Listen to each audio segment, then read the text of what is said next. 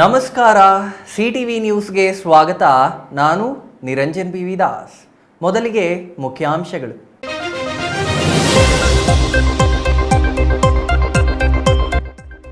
ಗುಡಿಬಂಡೆ ತಾಲೂಕಿನ ಹಂಪಸಂದ್ರ ಗ್ರಾಮದಲ್ಲಿ ಬೆಳ್ಳಂಬೆಳಗ್ಗೆ ಗುಂಡಿನ ದಾಳಿಗೆ ತಂದೆ ಮಗ ಬಲಿ. ಸ್ವಂತ ಅಣ್ಣನ ಮಗನನ್ನೇ ಗುಂಡು ಹಾರಿಸಿಕೊಂಡ ತಮ್ಮ. ಬೆಳ್ಳಂಬೆಳಗ್ಗೆ ಗುಂಡಿನ ಸದ್ದಿಗೆ ಬೆಚ್ಚಿ ಬಿದ್ದ ಹಂಪಸಂದ್ರ ಗ್ರಾಮಸ್ಥರು.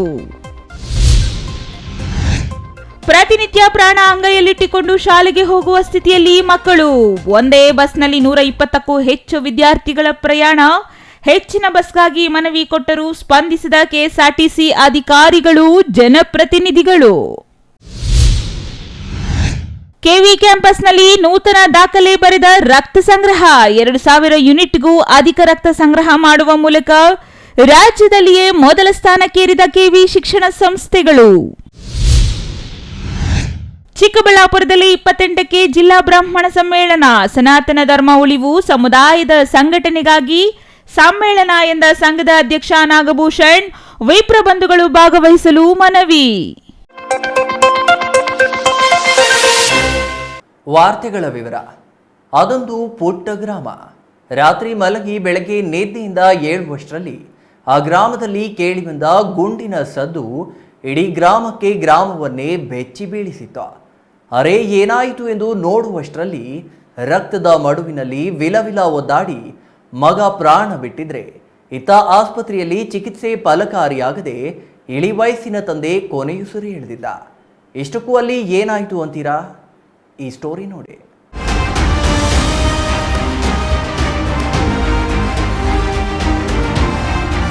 ಹೀಗೆ ಬೆಳ್ಳಂಬೆಳಗ್ಗೆ ನಡು ರಸ್ತೆಯಲ್ಲಿ ಚೆಲ್ಲಿರುವ ಬಿಸಿ ನೆತ್ತರ, ರಕ್ತದ ಮಡುವಿನಲ್ಲಿ ವಿಲವಿಲ ಒದ್ದಾಡಿ ಪ್ರಾಣ ಬಿಟ್ಟ ವ್ಯಕ್ತಿ, ತಮ್ಮವರನ್ನ ಕಳೆದುಕೊಂಡ ಕುಟುಂಬಸ್ಥರ ಗೋಳಾಟ. ಬೆಳಗಾಗುವಷ್ಟರಲ್ಲಿ ಡಬಲ್ ಮರ್ಡರ್ ಸುದ್ದಿ ತಿಳಿದು ಬೆಚ್ಚಿ ಬಿದ್ದ ಗ್ರಾಮಸ್ಥರು. ಸ್ಥಳದಲ್ಲಿ ಜಮಾಯಿಸಿ ಪರಿಶೀಲನೆ ನಡೆಸುತ್ತಿರುವ ಪೊಲೀಸರು.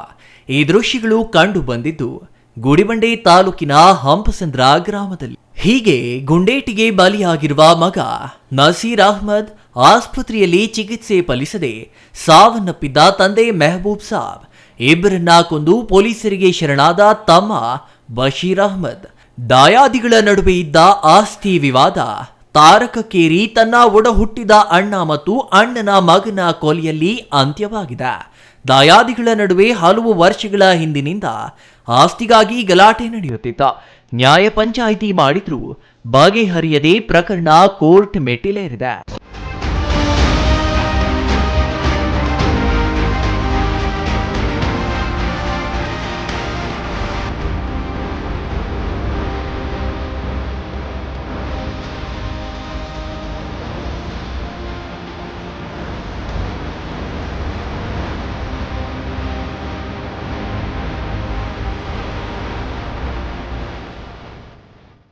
ಸೌದಿಯಲ್ಲಿ ಟೈಲರ್ ಕೆಲಸ ಮಾಡಿಕೊಂಡಿದ್ದ ಬಶೀರ್ ಅಹ್ಮದ್ ಇತ್ತೀಚೆಗಷ್ಟೇ ಗುಡಿಬಂಡೆಗೆ ಬಂದಿದ್ದ.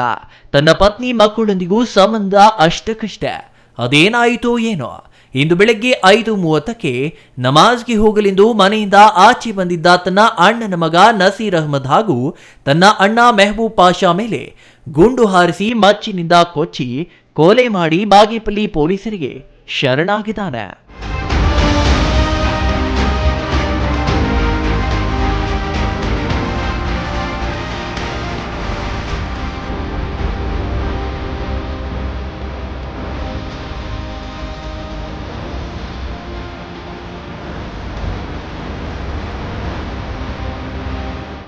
ಅವರೊಬ್ಬರಿಗೂ ಅನ್ಯಾಯ ಮಾಡಿಲ್ಲ ಇವಾಗವರೆಗೂ.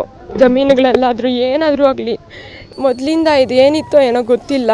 ನಮಾಜ್ಗೆ ಹೋಗ್ತಾ ಇದ್ರೆ ಬೆಳಗ್ಗೆ ಎದ್ದು ಈ ಥರ ಘಟನೆ ಮಾಡಿದ್ದಾರೆ. ಅವರು ಕಠಿಣ ಶಿಕ್ಷೆ ಆಗಬೇಕು ಅವ್ರಿಗೆ. ಮೊದಲೇ ನಮ್ಮ ಮದುವೆ ಆಗಿರೋ ಮುಂಚೆ ಏನೋ ಗಲಾಟೆ ಮನೆ ಕಟ್ಟೋವಾಗ ಆಗಿತ್ತಂತೆ. ಅದರಲ್ಲಿ ಯಾರ್ಯಾರು ಶಾಮೀಲಿದ್ದಾರಂತ ನಮಗೆ ಗೊತ್ತಾಗಬೇಕು. ಈ ಘಟನೆಯಲ್ಲಿ ಯಾರ್ಯಾರು ಶಾಮೀಲಿದ್ದಾರೆ ಏನು ಅಂತ. ಮೊದಲೇ ಆಗಿದೆ, ಗಲಾಟೆಗಳಾಗಿದೆ. ನಮ್ಮ ಮದುವೆಗಳಿಲ್ಲ ಆವಾಗ, ಅದ್ರ ಮುಂಚೆ ಆಗಿದೆ. ಏನೋ ಗೊತ್ತಿಲ್ಲ, ಅದು ಮನೆ ಕಟ್ಟೋವಾಗ ಮನೆ ಅದೇನೋ ಕಟ್ಟಬಾರ್ದು ಅಂತ ಆ ಥರ ಗಲಾಟೆ ಮಾಡಿದ್ದಾರೆ. ಅದು ಬೇರೆಯವ್ರು ಮಾಡಿದಾರೋ ಇವ್ರು ಮಾಡಿದಾರೋ ಗೊತ್ತಿಲ್ಲ. ಅದೇನಾದರೂ ಇಟ್ಕೊಂಡು ಮಾಡ್ತಾ ಇದ್ದಾರೋ ಗೊತ್ತಿಲ್ಲ. ಇದರಲ್ಲಿ ಯಾರ್ಯಾರು ಶಾಮೀಲಾಗಿದ್ದಾರೋ ಅವ್ರಿಗೆಲ್ಲರಿಗೂ ಶಿಕ್ಷೆ ಆಗಬೇಕು. ಇದು ಬೆಳಗ್ಗೆ ಏನಾಗಿದೆ ಅಂತ ಯಾರಿಗೂ ಗೊತ್ತಿಲ್ಲ. ಅವರು ಎದ್ದು ನಮಾಜ್ಗೆ ಬಂದಿದ್ದಾರೆ. ನಮಾಜ್ಗೆ ಹೋಗ್ತಾ ಇರೋದು ಅವರು ಹಿಂದೆಯಿಂದ ಶೂಟ್ ಮಾಡಿದ್ದಾರೆ. ಶೂಟ್ ಮಾಡಿದ ತಕ್ಷಣ ಜನಗಳು ಪಾಪ ಮಲಗಿದ್ದಾರೆ. ಅವರು ನೋಡಿಲ್ಲ ಯಾರು. ನಮ್ಮ ತಾತ ಇಲ್ಲೇ ಮಲಗೋದು ಯಾವಾಗೂ, ಅವರು ಹಳೆ ಮನೇಲಿ ಬಿಟ್ಟು ಬರಲ್ಲ. ಇಲ್ಲಿ ಮಲಗಿದ್ದಾರೆ. ಅವ್ರು ಬಂದು ಆಚೆ ನೋಡಿದ್ದಾರೆ. ಅವ್ರಿಗೂ ತಗೊಂಡು ಹಾಕಿದ್ದಾರೆ. ಅಲ್ಲಿಂದ ಮಾಡಿಬಿಟ್ಟಲ್ಲ ನಮ್ಮ ಮನೆ ಹತ್ರ ಬಂದಿದ್ರು ಸರ್. ನಾವು ಪೊಲೀಸ್ ಅವ್ರಿಗೆ ಫೋನ್ ಹಚ್ಚಿ ಅವ್ರು ಬಂದಿದ್ರು, ಅಲ್ಲೇ ಹಿಡ್ಕೊಂಡು ಹೋಗೋರು ಸರ್. ನಮಗೂ ಅವ್ರಿಗೂ ಏನು ಟಚಿಂಗ್ ಇಲ್ಲ, ಏನು ಮಾತು ಇಲ್ಲ, ಅವ್ರಿಗೂ ನಮಗೇನಿಲ್ಲ ಸರ್. ನಾವು 7 ವರ್ಷ ಆಯಿತು ನಾವು ಹೊರಟೋಗಿ. ಅಷ್ಟೇ ಸರ್, ನನಗೇನು ಗೊತ್ತಿಲ್ಲ ಸರ್. ನಾವೇನು ಮಾಡಲಿ ಸರ್, ಹೇಳಿ ಸರ್, ನಾನೇನು ಮಾಡಲಿ. ಅವ್ರು ಸ್ವಲ್ಪ ಸೈಕೋ ಥರ ಇದ್ರು ಸರ್. ಅದಕ್ಕೋಸ್ಕರ ನಾನು ನನ್ನ ಮಕ್ಕಳು ಬಿಟ್ಟು ಹೊಟ್ಟೋದ್ವಿ ಸರ್. ಅವ್ರಿಗೂ ಡೇಂಜರ್ ಸರ್. ಅವ್ರು ಆಚೆ ಬಂದರೆ ಮಾತ್ರ ಅಲ್ಲೇ ಸಾಯಿಸ್ಬಿಡಿ ಸರ್, ಅಷ್ಟೇ ನಾನು ಹೇಳೋದು. ಅಲ್ಲೇ ಸಾಯಿಸ್ಬಿಡಿ ಸರ್, ಅಷ್ಟೇ ನಾನು ಹೇಳೋದು. ಇನ್ನೇನು ಹೇಳೋಕ್ಕೋ ಇದಲ್ಲ ಸರ್. ಯಾವಾಗಿದ್ರು ನಮಗೂ ನನ್ನ ಮಕ್ಳಿಗೂ ಡೇಂಜರೇ ಸರ್. ಅವರು ಅಷ್ಟೊಂದು ಕೆಟ್ಟ ವ್ಯಕ್ತಿನವರು. ಅಷ್ಟೇ ಸರ್ ನಾನು ಹೇಳೋದು. ಅದೇನಿಲ್ಲ ಸರ್, ಫಸ್ಟ್ ಚೆನ್ನಾಗೇ ಇದ್ದರು. ಅವ್ರು 10-12 ವರ್ಷ ಆಯ್ತು ಸರ್. ಅವ್ರು ಸೌದಿಯಲ್ಲಿ ಇದ್ದಾಗ ಕೂಡ ನಮ್ಗೆ ಗೊತ್ತಿಲ್ಲ ಸರ್. ಅವ್ರ ವಿಷಯನೇ ನನಗೆ ಇವಾಗ 7 ವರ್ಷ ಆಯ್ತು ನಮ್ಮ ಬಾಗೇಪಲ್ಲಿಗೆ ಹೋಗಿ. ಆವಾಗಿಂದ್ರೂ ನಮ್ಗೆ ಗೊತ್ತಿಲ್ಲ ಸರ್ ಅವ್ರು ಏನು ಮಾಡ್ತಾಯಿದ್ರು, ಯಾರು ಮಾತಾಡ್ತಾಯಿದ್ರು. ಮಕ್ಕಳಿಗಾಗಲಿ ನನಗೆ ಆಗಲಿ ಏನೂ ಇಲ್ಲ. ಅಣ್ಣನ ಮಗ ನಸೀರ್ ಅಹ್ಮದ್ ಸ್ಥಳದಲ್ಲಿ ಸಾವನ್ನಪ್ಪಿದ್ರೆ, ಇತ್ತ ಮಚ್ಚೀಟಿಗೆ ಸಿಕ್ಕಿ ಗಂಭೀರ ಗಾಯವಾಗಿದ್ದ 75 ವರ್ಷ ವಯಸ್ಸಿನ ವೃದ್ಧ ಮೆಹಬೂಬ್ ಪಾಷಾ ಚಿಕಿತ್ಸೆ ಫಲಕಾರಿಯಾಗದೆ ಬೆಂಗಳೂರಿನ ನಿಮಾನ್ಸ್ ಆಸ್ಪತ್ರೆಯಲ್ಲಿ ಕೊನೆಯುಸಿರೆಳೆದಿದ್ದಾನೆ. ಸ್ಥಳಕ್ಕೆ ಭೇಟಿ ಕೊಟ್ಟ ಚಿಕ್ಕಬಳ್ಳಾಪುರ ಜಿಲ್ಲಾ ಪೊಲೀಸ್ ವರಿಷ್ಠಾಧಿಕಾರಿ ಕುಶಾಲ್ ಚೌಕ್ಸೆ ಪರಿಶೀಲನೆ ನಡೆಸಿದ್ದಾರೆ. ಈ ಬಗ್ಗೆ ಗುಡಿಬಂಡೆ ಪೊಲೀಸ್ ಠಾಣೆಯಲ್ಲಿ ಪ್ರಕರಣ ದಾಖಲಿಸಿಕೊಂಡು ಮುಂದಿನ ಕ್ರಮ ಕೈಗೊಂಡಿದ್ದಾರೆ. ನಮ್ಮ ಚಿಕ್ಕಬಳ್ಳಾಪುರ ಜಿಲ್ಲೆಯಲ್ಲಿ Gudibande circle, Chikkaballapur sub division Gudibande circle ವತಿಯಿಂದ ಹಂಸಾಂದ್ರ ಊರಲ್ಲಿ ಒಂದು ಮರ್ಡರ್ ಕೇಸ್ ಬಗ್ಗೆ ಮಾಹಿತಿ ಬಂದಿದೆ ಅರ್ಲಿ ಮಾರ್ನಿಂಗ್. ಸೊ ಅದು ಈ ಹಂಸಂದ್ರ ವಿಲೇಜಲ್ಲಿ Mehboob Sab around 90 years age ಇದೆ ಅವ್ರದ್ದು. ಅವರು ಟೋಟಲ್ 4 ಸಿಬ್ಲಿಂಗ್ಸ್ ಇದ್ದಾರೆ. ಸೊ ಅವ್ರದ್ದು ಯಂಗೆಸ್ಟ್ ಬ್ರದರ್ ಬಶೀರ್, ಅವ್ರದ್ದು ಏಜ್ ಅರೌಂಡ್ 65 ಇದೆ. ಮೆಹಬೂಬ್ ಸಾಬ್ದು ಏಜ್ ಅರೌಂಡ್ 90 ಇದೆ. ಮತ್ತು ಮೆಹಬೂಬ್ ಸಾಬ್ದು ಮಗ ನಸೀರ್ ಅಹಮದ್. ಸೊ ಇವರದು ಎಲ್ಲ ಫ್ಯಾಮಿಲಿ ಡಿಸ್ಪ್ಯೂಟ್ ನಡ್ತಾ ಇದೆ ಮೊದಲಿಂದ. ಮತ್ತು ಜಮೀನು ಬಗ್ಗೆ ಕೂಡ ಪ್ರಾಪರ್ಟಿ ಡಿಸ್ಪ್ಯೂಟ್ ವಗೇರೆ ಕೂಡ ನಡ್ತಾ ಇದೆ. ಈ ವಿಚಾರ ಬಗ್ಗೆ ಈ ಅಣ್ಣನ ತಮ್ಮಂದು ಗಲಾಟೆ ಇದೆ ಮತ್ತು ಫ್ಯಾಮಿಲಿದು ಕೂಡ ಸರಿಯಾಗಿ ಥರ ರಿಲೇಷನ್ ಇಲ್ಲ. ಈ ವಿಚಾರ ಬಗ್ಗೆ ಇವತ್ತು ಬೆಳಿಗ್ಗೆ early morning around 5:30 Bashir first Nasir ಮೇಲೆ ಅಟ್ಯಾಕ್ ಮಾಡಿದ್ದಾರೆ. ಫೈರ್ ಮಾಡಿದ್ದಾರೆ ಆ್ಯಕ್ಚುಲಿ ಇಲ್ಲೀಗಲ್ ವೆಪನಿಂದ. ಅವರಿಗೆ ಒಂದು ಬುಲೆಟ್ ಇಂಜರಿ ಆಗಿದೆ. ಜೊತೆಗೆ ಮಚ್ಚುವಿಂದ ಅಟ್ಯಾಕ್ ಮಾಡಿದ್ದಾರೆ ಫೇಸ್ ಮೇಲೆ. ಸೊ ಆ ಇಂಜರಿ ಆಗಿದೆ. ಅವರು ಆನ್ ದ ಸ್ಪಾಟ್ ಅವ್ರದ್ದು ಡೆತ್ ಆಗಿದೆ. ಜೊತೆಗೆ ಈ ಫೈರ್ ಆದಮೇಲೆ ಇವರದು ಫಾದರ್ ನಸೀರ್ದು ಫಾದರ್ ಮೆಹಬೂಬ್ ಸಾಬ್ ಅವರು ಕೂಡ ಹೊರಗಡೆ ಬಂದಿದ್ದಾರೆ ಮನೆಯಿಂದ. ಸೊ ಅವ್ರಿಗೆ ಕೂಡ ಟ್ರೈ ಮಾಡಿದ್ದಾರೆ ಫೈರ್ ಮಾಡೋಕ್ಕೆ. ಮೇ ಬಿ ವೆಪನ್ ಫೈರ್ ಆಗಿಲ್ಲ. ಆಮೇಲೆ ಮಚ್ಚುವಿಂದ ಅವ್ರಿಗೆ ಅಟ್ಯಾಕ್ ಮಾಡಿದ್ದಾರೆ. ಆದಮೇಲೆ ಇವರು ಬಾಗೇಪಲ್ಲಿಯಲ್ಲಿ ಇವ್ರದ್ದು ಫ್ಯಾಮಿಲಿ ಇದೆ, ಹೆಂಡತಿ ಇದೆ ಮತ್ತು ಮಕ್ಕಳು ಇದ್ದಾರೆ. ಆ ಬಾಗೇಪಲ್ಲಿಯಲ್ಲಿ ಹೋಗಿದ್ದಾರೆ. ಬೈ ದ ಟೈಮ್ ಅವರಿಗೆ ಮಾಹಿತಿ ಆಲ್ರೆಡಿ ಹೋಗಿದೆ ಕಿ ಈ ಥರ ಹಂಸಂದ್ರ ಅಲ್ಲಿ ಈ ಥರ ಮಾಡಿದ್ದಾರೆ. ಸೊ ಜೊತೆಗೆ ನಮ್ಮ ಪೊಲೀಸ್ಗೆ ಕೂಡ ಮಾಹಿತಿ ಬಂತು ಕಿ ಈ ಥರ ಹಂಸಂದ್ರ ಊರಲ್ಲಿ ಈ ಥರ ಆಗಿದೆ. ಸೊ ನಮ್ಮ ಪೊಲೀಸ್ ಸಿಬ್ಬಂದಿ ಕೂಡ ಎಲ್ಲ ಆ್ಯಕ್ಟಿವ್ ಆಗಿ ಬಾಗೇಪಲ್ಲಿ ಅಲ್ಲಿ ಅವರಿಗೆ ಸೆಕ್ಯೂರ್ ಮಾಡಿದ್ದಾರೆ. ಇವರು ಬೈ ದ ಟೈಮ್ ಮನೆ ರೀಚ್ ಆಗಿದ್ದಾರೆ. ಅಲ್ಲಿ ಕೂಡ ಹೆಂಡತಿಗೆ ಅಟ್ಯಾಕ್ ಮಾಡೋಕ್ಕೆ ಹೋದರು. ಆ ಟೈಮ್ಗೆ ನಮ್ಮ ಪೊಲೀಸ್ ಬಂದು ಹೋಗಿ ಅವ್ರಿಗೆ ಸೆಕ್ಯೂರ್ ಮಾಡಿದ್ದಾರೆ. ಸೊ ನಮಗೆ ಈ ಅಕ್ಯೂಸ್ ಸಿಕ್ಕಿದೆ. ಜೊತೆಗೆ ವೆಪನ್ದು ಕೂಡ ರಿಕವರಿ ಮಾಡಿದ್ದೀವಿ. ಬಾಕಿ ಎಲ್ಲ ಸೈಂಟಿಫಿಕ್ ಥರ ನಾವು ಎವಿಡೆನ್ಸ್ ಕಲೆಕ್ಷನ್ ಮಾಡ್ತಾ ಇದ್ದೀವಿ. ಇನ್ವೆಸ್ಟಿಗೇಷನ್ ಸ್ಟಾರ್ಟ್ ಆಗಿದೆ. ಒಟ್ಟಾರೆ ದಾಯಾದಿಗಳ ನಡುವೆ ಇದ್ದ ಆಸ್ತಿ ಕಲಹಕ್ಕೆ ತಂದೆ ಮಗ ಕೊಲೆಯಾಗಿದ್ದು, ಕೊಲೆ ಆರೋಪಿ ಬಶೀರ್ ಪಾಷಾನನ್ನ ವಶಕ್ಕೆ ಪಡೆದ ಪೊಲೀಸರು ವಿಚಾರಣೆ ನಡೆಸಿದ್ದಾರೆ. ಆರೋಪಿಗೆ ಇಲ್ಲೀಗಲ್ ಪಿಸ್ತೂಲ್ ಎಲ್ಲಿಂದ ಬಂತು, ಹೇಗೆ ಬಂತು ಎಂಬುದನ್ನ ಪೊಲೀಸರೇ ಬಾಯಿ ಬಿಡಿಸಬೇಕಿದೆ. Satish Babu, CTV news, Gudibande.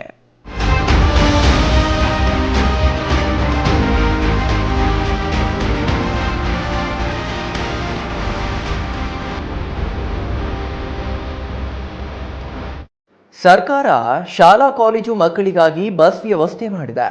ಮಕ್ಕಳು ಶಿಕ್ಷಣ ಪಡೆಯಲು ಸಾರಿಗೆ ಸಮಸ್ಯೆ ತೀವ್ರವಾಗಿದ್ದು, ಪರಿಹಾರ ಕೋರಿ ಪದೇ ಪದೇ ಮನವಿ ಮಾಡಿದ್ರು ಅತ್ತ ಗಮನ ಹರಿಸುವವರೇ ಇಲ್ಲವಾಗಿದ್ದಾರೆ. ಗುಡಿಬಂಡೆ ತಾಲೂಕಿನ ವಿದ್ಯಾರ್ಥಿಗಳು ಸಮಯಕ್ಕೆ ಸರಿಯಾಗಿ ತೆರಳಲು ಪ್ರಾಣ ಅಂಗೈಯಲ್ಲಿಟ್ಟುಕೊಂಡೇ ಓಡಾಡಬೇಕಿದೆ. ಅಷ್ಟೇ ಅಲ್ಲ, ಒಂದೇ ಬಸ್ನಲ್ಲಿ 120ಕ್ಕೂ ಹೆಚ್ಚು ವಿದ್ಯಾರ್ಥಿಗಳು ಪ್ರಯಾಣಿಸಬೇಕಾದ ಸ್ಥಿತಿ ನಿರ್ಮಾಣವಾಗಿದೆ.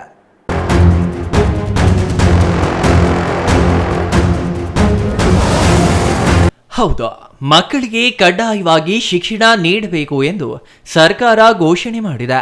ಆದರೆ ಹಾಗೆ ಶಿಕ್ಷಣ ಪಡೆಯಲು ಅಗತ್ಯವಿರುವ ಕನಿಷ್ಠ ಸೌಲಭ್ಯ ಒದಗಿಸುವಲ್ಲಿ ಸರ್ಕಾರ ಸಂಪೂರ್ಣ ವಿಫಲವಾಗಿದ್ದು, ಮಕ್ಕಳು ಶಿಕ್ಷಣ ಪಡೆಯಲು ಹೋರಾಟವನ್ನೇ ಮಾಡಬೇಕಾದ ಸ್ಥಿತಿ ನಿರ್ಮಾಣವಾಗಿದೆ.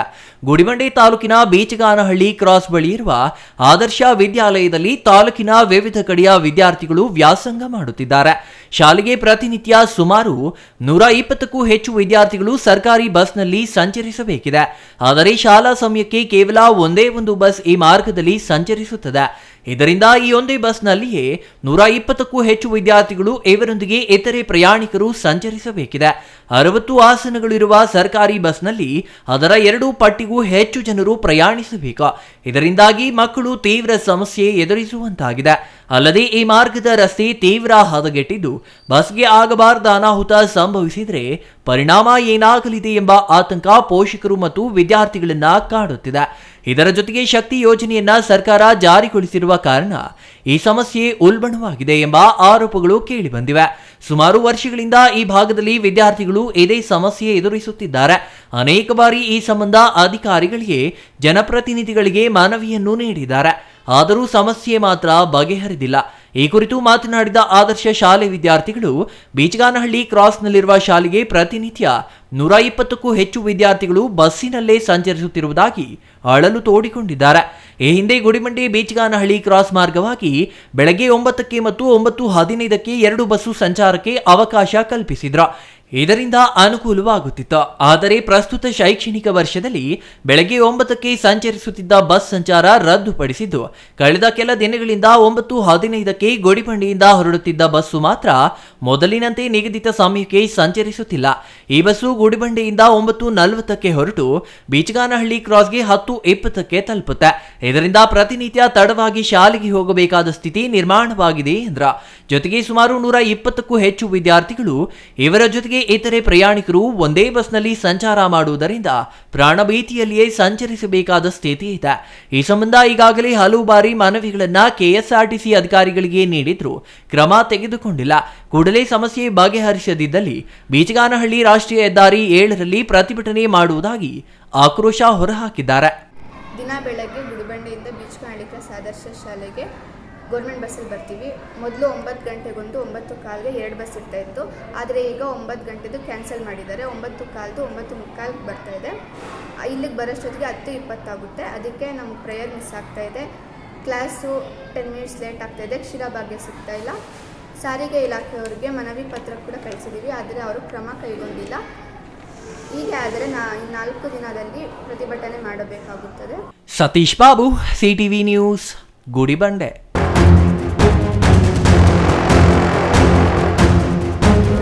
ಚಿಕ್ಕಬಳ್ಳಾಪುರದ ಶಿಕ್ಷಣ ತಜ್ಞ CV ವೆಂಕಟರಾಯಪ್ಪ ಅವರ ಜಯಂತಿ ಹಾಗೂ KV ಶಿಕ್ಷಣ ಸಂಸ್ಥೆಗಳ ದತ್ತಿ ದಿನಾಚರಣೆ ಅಂಗವಾಗಿ ಪ್ರತಿ ವರ್ಷ ಆಯೋಜಿಸುವ ಸ್ವಯಂ ಪ್ರೇರಿತ ರಕ್ತದಾನ ಶಿಬಿರದಲ್ಲಿ ಈ ಬಾರಿ ದಾಖಲೆಯಾಗಿದೆ. ಈ ಹಿಂದೆ ಇದೇ ಸಂಸ್ಥೆಯಿಂದ ಇದ್ದ ರಕ್ತ ಸಂಗ್ರಹ ದಾಖಲೆ ಮುರಿದು ಈ ಬಾರಿ ಹೊಸ ದಾಖಲೆ ಸ್ಥಾಪಿಸಲಾಗಿದೆ.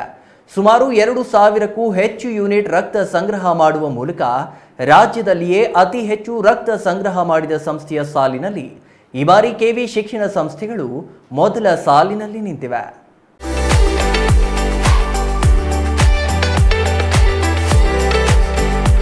ಹೌದು, KV ಶಿಕ್ಷಣ ಸಂಸ್ಥೆಗಳೆಂದರೆ ಸೇವೆ, KV ಸಂಸ್ಥೆಗಳೆಂದರೆ ಶಿಕ್ಷಣ, KV ಸಂಸ್ಥೆಗಳೆಂದರೆ ದಾನ, ವಿದ್ಯಾದಾನ, ಆರೋಗ್ಯದಾನ, ಹಣದಾನ ಮಾತ್ರವಲ್ಲದೆ ರಕ್ತದಾನದಲ್ಲಿಯೂ KV ಶಿಕ್ಷಣ ಸಂಸ್ಥೆಗಳು ಮೊದಲು ಎಂಬುದು ಮತ್ತೆ ಸಾಬೀತಾಗಿದೆ.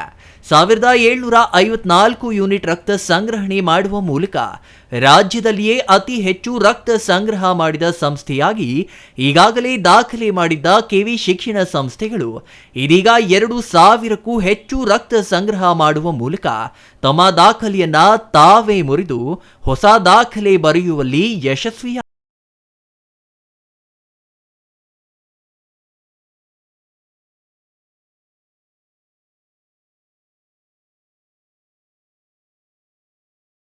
ಜಯಂತಿ ಹಾಗೂ ಕೆವಿ ಶಿಕ್ಷಣ ಸಂಸ್ಥೆಗಳ ದತ್ತಿ ದಿನಾಚರಣೆ ಅಂಗವಾಗಿ ಚಿಕ್ಕಬಳ್ಳಾಪುರ ಹೊರವಲಯದಲ್ಲಿರುವ ಕೆವಿ ಕ್ಯಾಂಪಸ್ನಲ್ಲಿ ಕಳೆದ 20 ದಿನಗಳಿಂದ ವಿವಿಧ ಕಾರ್ಯಕ್ರಮಗಳನ್ನು ಆಯೋಜಿಸಲಾಗಿದೆ. ಕ್ರೀಡಾಕೂಟಗಳು, ವಿವಿಧ ಸ್ಪರ್ಧೆಗಳು ಸೇರಿದಂತೆ ಸಾಮಾಜಿಕ ಸೇವಾ ಕಾರ್ಯಕ್ರಮಗಳನ್ನು ನಡೆಸಲಾಗುತ್ತಿದೆ. ಅದರ ಅಂಗವಾಗಿ ಪ್ರತಿ ವರ್ಷ ಕೆವಿ ಕ್ಯಾಂಪಸ್ನಲ್ಲಿ ರಕ್ತದಾನ ಶಿಬಿರ ಆಯೋಜಿಸಲಾಗುತ್ತದೆ. ಇಂದು ಆಯೋಜಿಸಿದ್ದ ರಕ್ತದಾನ ಶಿಬಿರದಲ್ಲಿ ಸುಮಾರು 2,000ಕ್ಕೂ ಹೆಚ್ಚು ಯೂನಿಟ್ ರಕ್ತ ಸಂಗ್ರಹ ಮಾಡುವ ಮೂಲಕ ಹೊಸ ದಾಖಲೆ ಬರೆಯಲಾಗಿದೆ. ಕೆವಿ ಕ್ಯಾಂಪಸ್ ಸೇವೆಗೆ ಖ್ಯಾತಿ ಪಡೆದಿದ್ದು ನವೀನ್ ಕಿರಣ್ ಅವರ ಅಭಿಮಾನಿಗಳು ಮತ್ತು ಅವರ ಸಂಸ್ಥೆಯಲ್ಲಿ ವ್ಯಾಸಂಗ ಮಾಡಿದ ಹಳೆಯ ವಿದ್ಯಾರ್ಥಿಗಳ ಬಳಗವೇ ಇದೆ. ಪ್ರತಿ ವರ್ಷ ಈ ಸಂಸ್ಥೆಯಲ್ಲಿ ನಡೆಯುವ ರಕ್ತದಾನ ಶಿಬಿರಕ್ಕೆ ನವೀನ್ ಕಿರಣ್ ಅಭಿಮಾನಿಗಳು ಸಾಗರೋಪಾದಿಯಲ್ಲಿ ಆಗಮಿಸಿ ರಕ್ತದಾನ ಮಾಡುವುದು ಸಾಮಾನ್ಯ ಎಂಬಂತಿದೆ. ಹಾಗಾಗಿಯೇ ಪ್ರತಿ ವರ್ಷ ದಾಖಲೆ ಪ್ರಮಾಣದ ರಕ್ತ ಸಂಗ್ರಹವಾಗುತ್ತಿದೆ. ಮುಂದಿನ ವರ್ಷ ಮೆಗಾ ರಕ್ತದಾನ ಶಿಬಿರ ಆಯೋಜಿಸಲು ಕೆವಿ ಶಿಕ್ಷಣ ಸಂಸ್ಥೆಗಳ ಅಧ್ಯಕ್ಷ ಕೆವಿ ನವೀನ್ ಕಿರಣ್ ಯೋಚಿಸಿದ್ದು, ಇವರಿಗೆ 3,034 ಯೂನಿಟ್ ರಕ್ತ ಸಂಗ್ರಹ ಮಾಡುವ ಮೂಲಕ ಗಿನ್ನೆಸ್ ಬುಕ್ ಆಫ್ ವರ್ಲ್ಡ್ ರೆಕಾರ್ಡ್ನಲ್ಲಿ ಸ್ಥಾನ ಪಡೆದಿದೆ. ಮುಂದಿನ ಸಾಲಿನ ದತ್ತಿ ಜಯಂತಿ ವೇಳೆಗೆ ಅದಕ್ಕಿಂತ ಹೆಚ್ಚು ರಕ್ತ ಸಂಗ್ರಹ ಮಾಡುವ ಮೂಲಕ ಗಿನ್ನೆಸ್ ಬುಕ್ ಆಫ್ ವರ್ಲ್ಡ್ ರೆಕಾರ್ಡ್ನಲ್ಲಿ ಮೊದಲ ಸ್ಥಾನ ಪಡೆಯುವ ಗುರಿ ಹೊಂದಿರುವುದಾಗಿ ನವೀನ್ ಕಿರಣ್ ತಿಳಿಸಿದ್ದಾರೆ. ಸೇವೆಯಲ್ಲಿ ದಾಖಲೆ ಮಾಡುವ ಕನಸು ಹೊತ್ತಿರುವ ಕೆವಿ ನವೀನ್ ಕಿರಣ್ ಅವರ ಕನಸು ನನಸಾಗಲಿ ಮತ್ತು ಅವರ ಸೇವೆ ಮತ್ತಷ್ಟು ವಿಸ್ತರಣೆಯಾಗಲಿ. ಅಲ್ಲದೆ ಈಗಾಗಲೇ ಶಿಕ್ಷಣ, ಸಾಮಾಜಿಕ ಸೇವೆಯಲ್ಲಿ ತೊಡಗಿರುವ ಕೆವಿ ಶಿಕ್ಷಣ ಸಂಸ್ಥೆಗಳ ಸೇವೆ ಮತ್ತಷ್ಟು ವಿಸ್ತಾರವಾಗಲಿ ಎಂದು ಹಾರೈಸೋಣ. 28ನೇ ದತ್ತಿ ದಿನಾಚರಣೆ ಮತ್ತು 109ನೇ CVV ಜಯಂತಿ ಈ ಕಾರ್ಯಕ್ರಮಗಳಲ್ಲಿ ಜುಲೈ ತಿಂಗಳಾದ್ಯಂತ ಮೊದಲಿನಿಂದ ಹಿಡಿದು ಪ್ರತಿದಿನ ಒಂದು ಕಾರ್ಯಕ್ರಮವನ್ನು ಹಮ್ಮಿಕೊಳ್ತಾ ಬಂದಿದ್ದೇವೆ. ಇವತ್ತು 24ನೇ ತಾರೀಕು ಅತ್ಯಂತ ಮಹತ್ವವಾದಂಥ ಕಾರ್ಯಕ್ರಮ, ನಮ್ಮ ರಕ್ತದಾನ ಶಿಬಿರ. ಇವತ್ತು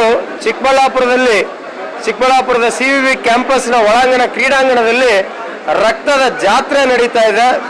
ಬಹುಶಃ ಇತಿಹಾಸದಲ್ಲಿ ಒಂದು ರಕ್ತದಾನ ಶಿಬಿರಕ್ಕೆ ಇಷ್ಟೊಂದು ಸಂಖ್ಯೆಯಲ್ಲಿ ಜನ ಬಂದಿರತಕ್ಕಂಥದ್ದು ಇದೇ ಮೊದಲು ಅಂತ ನಾನಂತೂ ಭಾವಿಸಿದ್ದೇನೆ. ಬಂಧುಗಳೇ, ಕಳೆದ 20 ದಿನಗಳಿಂದ ಪ್ರತಿಯೊಬ್ಬರೂ ಸಹ ಅವರ ಮನೆಯಲ್ಲಿ ಯಾವುದಾದ್ರೂ ಸ್ವಂತ ಕಾರ್ಯಕ್ರಮ ನಡೆದಾಗ ಯಾವ ರೀತಿ ತೊಡಗಿಸ್ಕೋತಾರೋ ಆ ಒಂದು ರೀತಿಯಲ್ಲಿ ತೊಡಗಿಸ್ಕೊಂಡು ಇವತ್ತು ನಮ್ಮ ಶಿಕ್ಷಣ ಸಂಸ್ಥೆಗಳಲ್ಲಿ ವಿದ್ಯಾರ್ಥಿಗಳಿರ್ಬೋದು, ವಿದ್ಯಾರ್ಥಿಗಳ ಜೊತೆಗೆ ಅವರ ಪೋಷಕರು ಮತ್ತು ನವೀನ್ ಕಿರಣ್ ಮೇಲೆ ಪ್ರೀತಿಯನ್ನು ಇಟ್ಟಿರ್ತಕ್ಕಂಥ ಅಭಿಮಾನಿಗಳು ಇವರೆಲ್ಲರೂ ಸೇರಿ ಈ ರಕ್ತದಾನ ಶಿಬಿರವನ್ನು ಅತ್ಯಂತ ಯಶಸ್ವಿಯನ್ನಾಗಿ ಮಾಡಿದ್ದಾರೆ.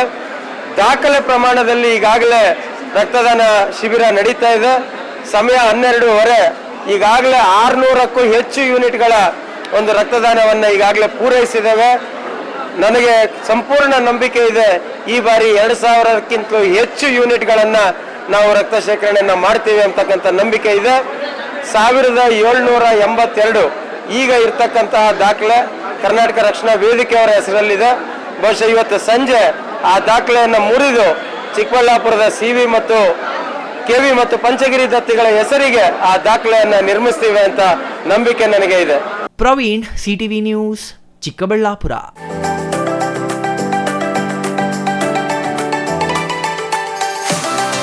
ಸಮುದಾಯದ ಸಂಘಟನೆ ಮತ್ತು ಸನಾತನ ಧರ್ಮದ ಉಳಿವಿಗಾಗಿ ಜಿಲ್ಲಾ ಬ್ರಾಹ್ಮಣ ಮಹಾಸಭಾದಿಂದ ಚಿಕ್ಕಬಳ್ಳಾಪುರ ನಗರದ ಹರ್ಷೋದಯ ಕನ್ವೆನ್ಷನ್ ಹಾಲ್ನಲ್ಲಿ ಜುಲೈ 28ರಂದು ಜಿಲ್ಲಾ ಬ್ರಾಹ್ಮಣ ಸಮ್ಮೇಳನ ಆಯೋಜಿಸಿದ್ದು, ವಿಪ್ರ ಬಂಧುಗಳು ಹೆಚ್ಚಿನ ಸಂಖ್ಯೆಯಲ್ಲಿ ಭಾಗವಹಿಸಬೇಕೆಂದು ಬ್ರಾಹ್ಮಣ ಮಹಾಸಭಾ ಜಿಲ್ಲಾಧ್ಯಕ್ಷ ಕೆ ನಾಗಭೂಷಣ್ ರಾವ್ ಕೋರಿದರು.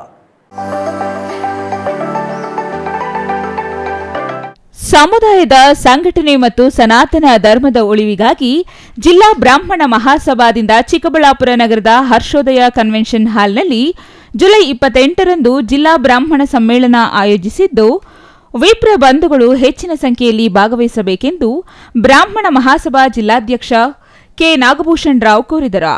ನಗರದ ಪತ್ರಕರ್ತರ ಭವನದಲ್ಲಿ ನಡೆದ ಸುದ್ದಿಗೋಷ್ಠಿಯಲ್ಲಿ ಅವರು ಮಾತನಾಡಿದರು. ಸಮ್ಮೇಳನದ ಅಂಗವಾಗಿ ಚಿಕ್ಕಬಳ್ಳಾಪುರದ ಬಿಬಿ ರಸ್ತೆಯಲ್ಲಿರುವ ಸರ್ಕಾರಿ ಜೂನಿಯರ್ ಕಾಲೇಜ್ ಮೈದಾನದಿಂದ ಜುಲೈ 28ರ ಬೆಳಗ್ಗೆ 8:30ಕ್ಕೆ ಮೆರವಣಿಗೆಗೆ ಚಾಲನೆ ದೊರೆಯಲಿದೆ. ತ್ರಿಮತಾಚಾರ್ಯರ ಭಾವಚಿತ್ರದೊಂದಿಗೆ ಶೋಭಾಯಾತ್ರೆ ನಗರದ ಬಿಬಿ ರಸ್ತೆ, ಗರ್ಲ್ಸ್ ಸ್ಕೂಲ್ ರಸ್ತೆ, ಗಂಗಮ್ಮ ಗುಡಿ ಹಾಗೂ ಎಂಜಿ ರಸ್ತೆ ಮಾರ್ಗವಾಗಿ ಕಲ್ಯಾಣ ಮಂಟಪದವರೆಗೆ ಮೆರವಣಿಗೆ ನಡೆಯಲಿದೆ ಎಂದು ಮಾಹಿತಿ ನೀಡಿದರು.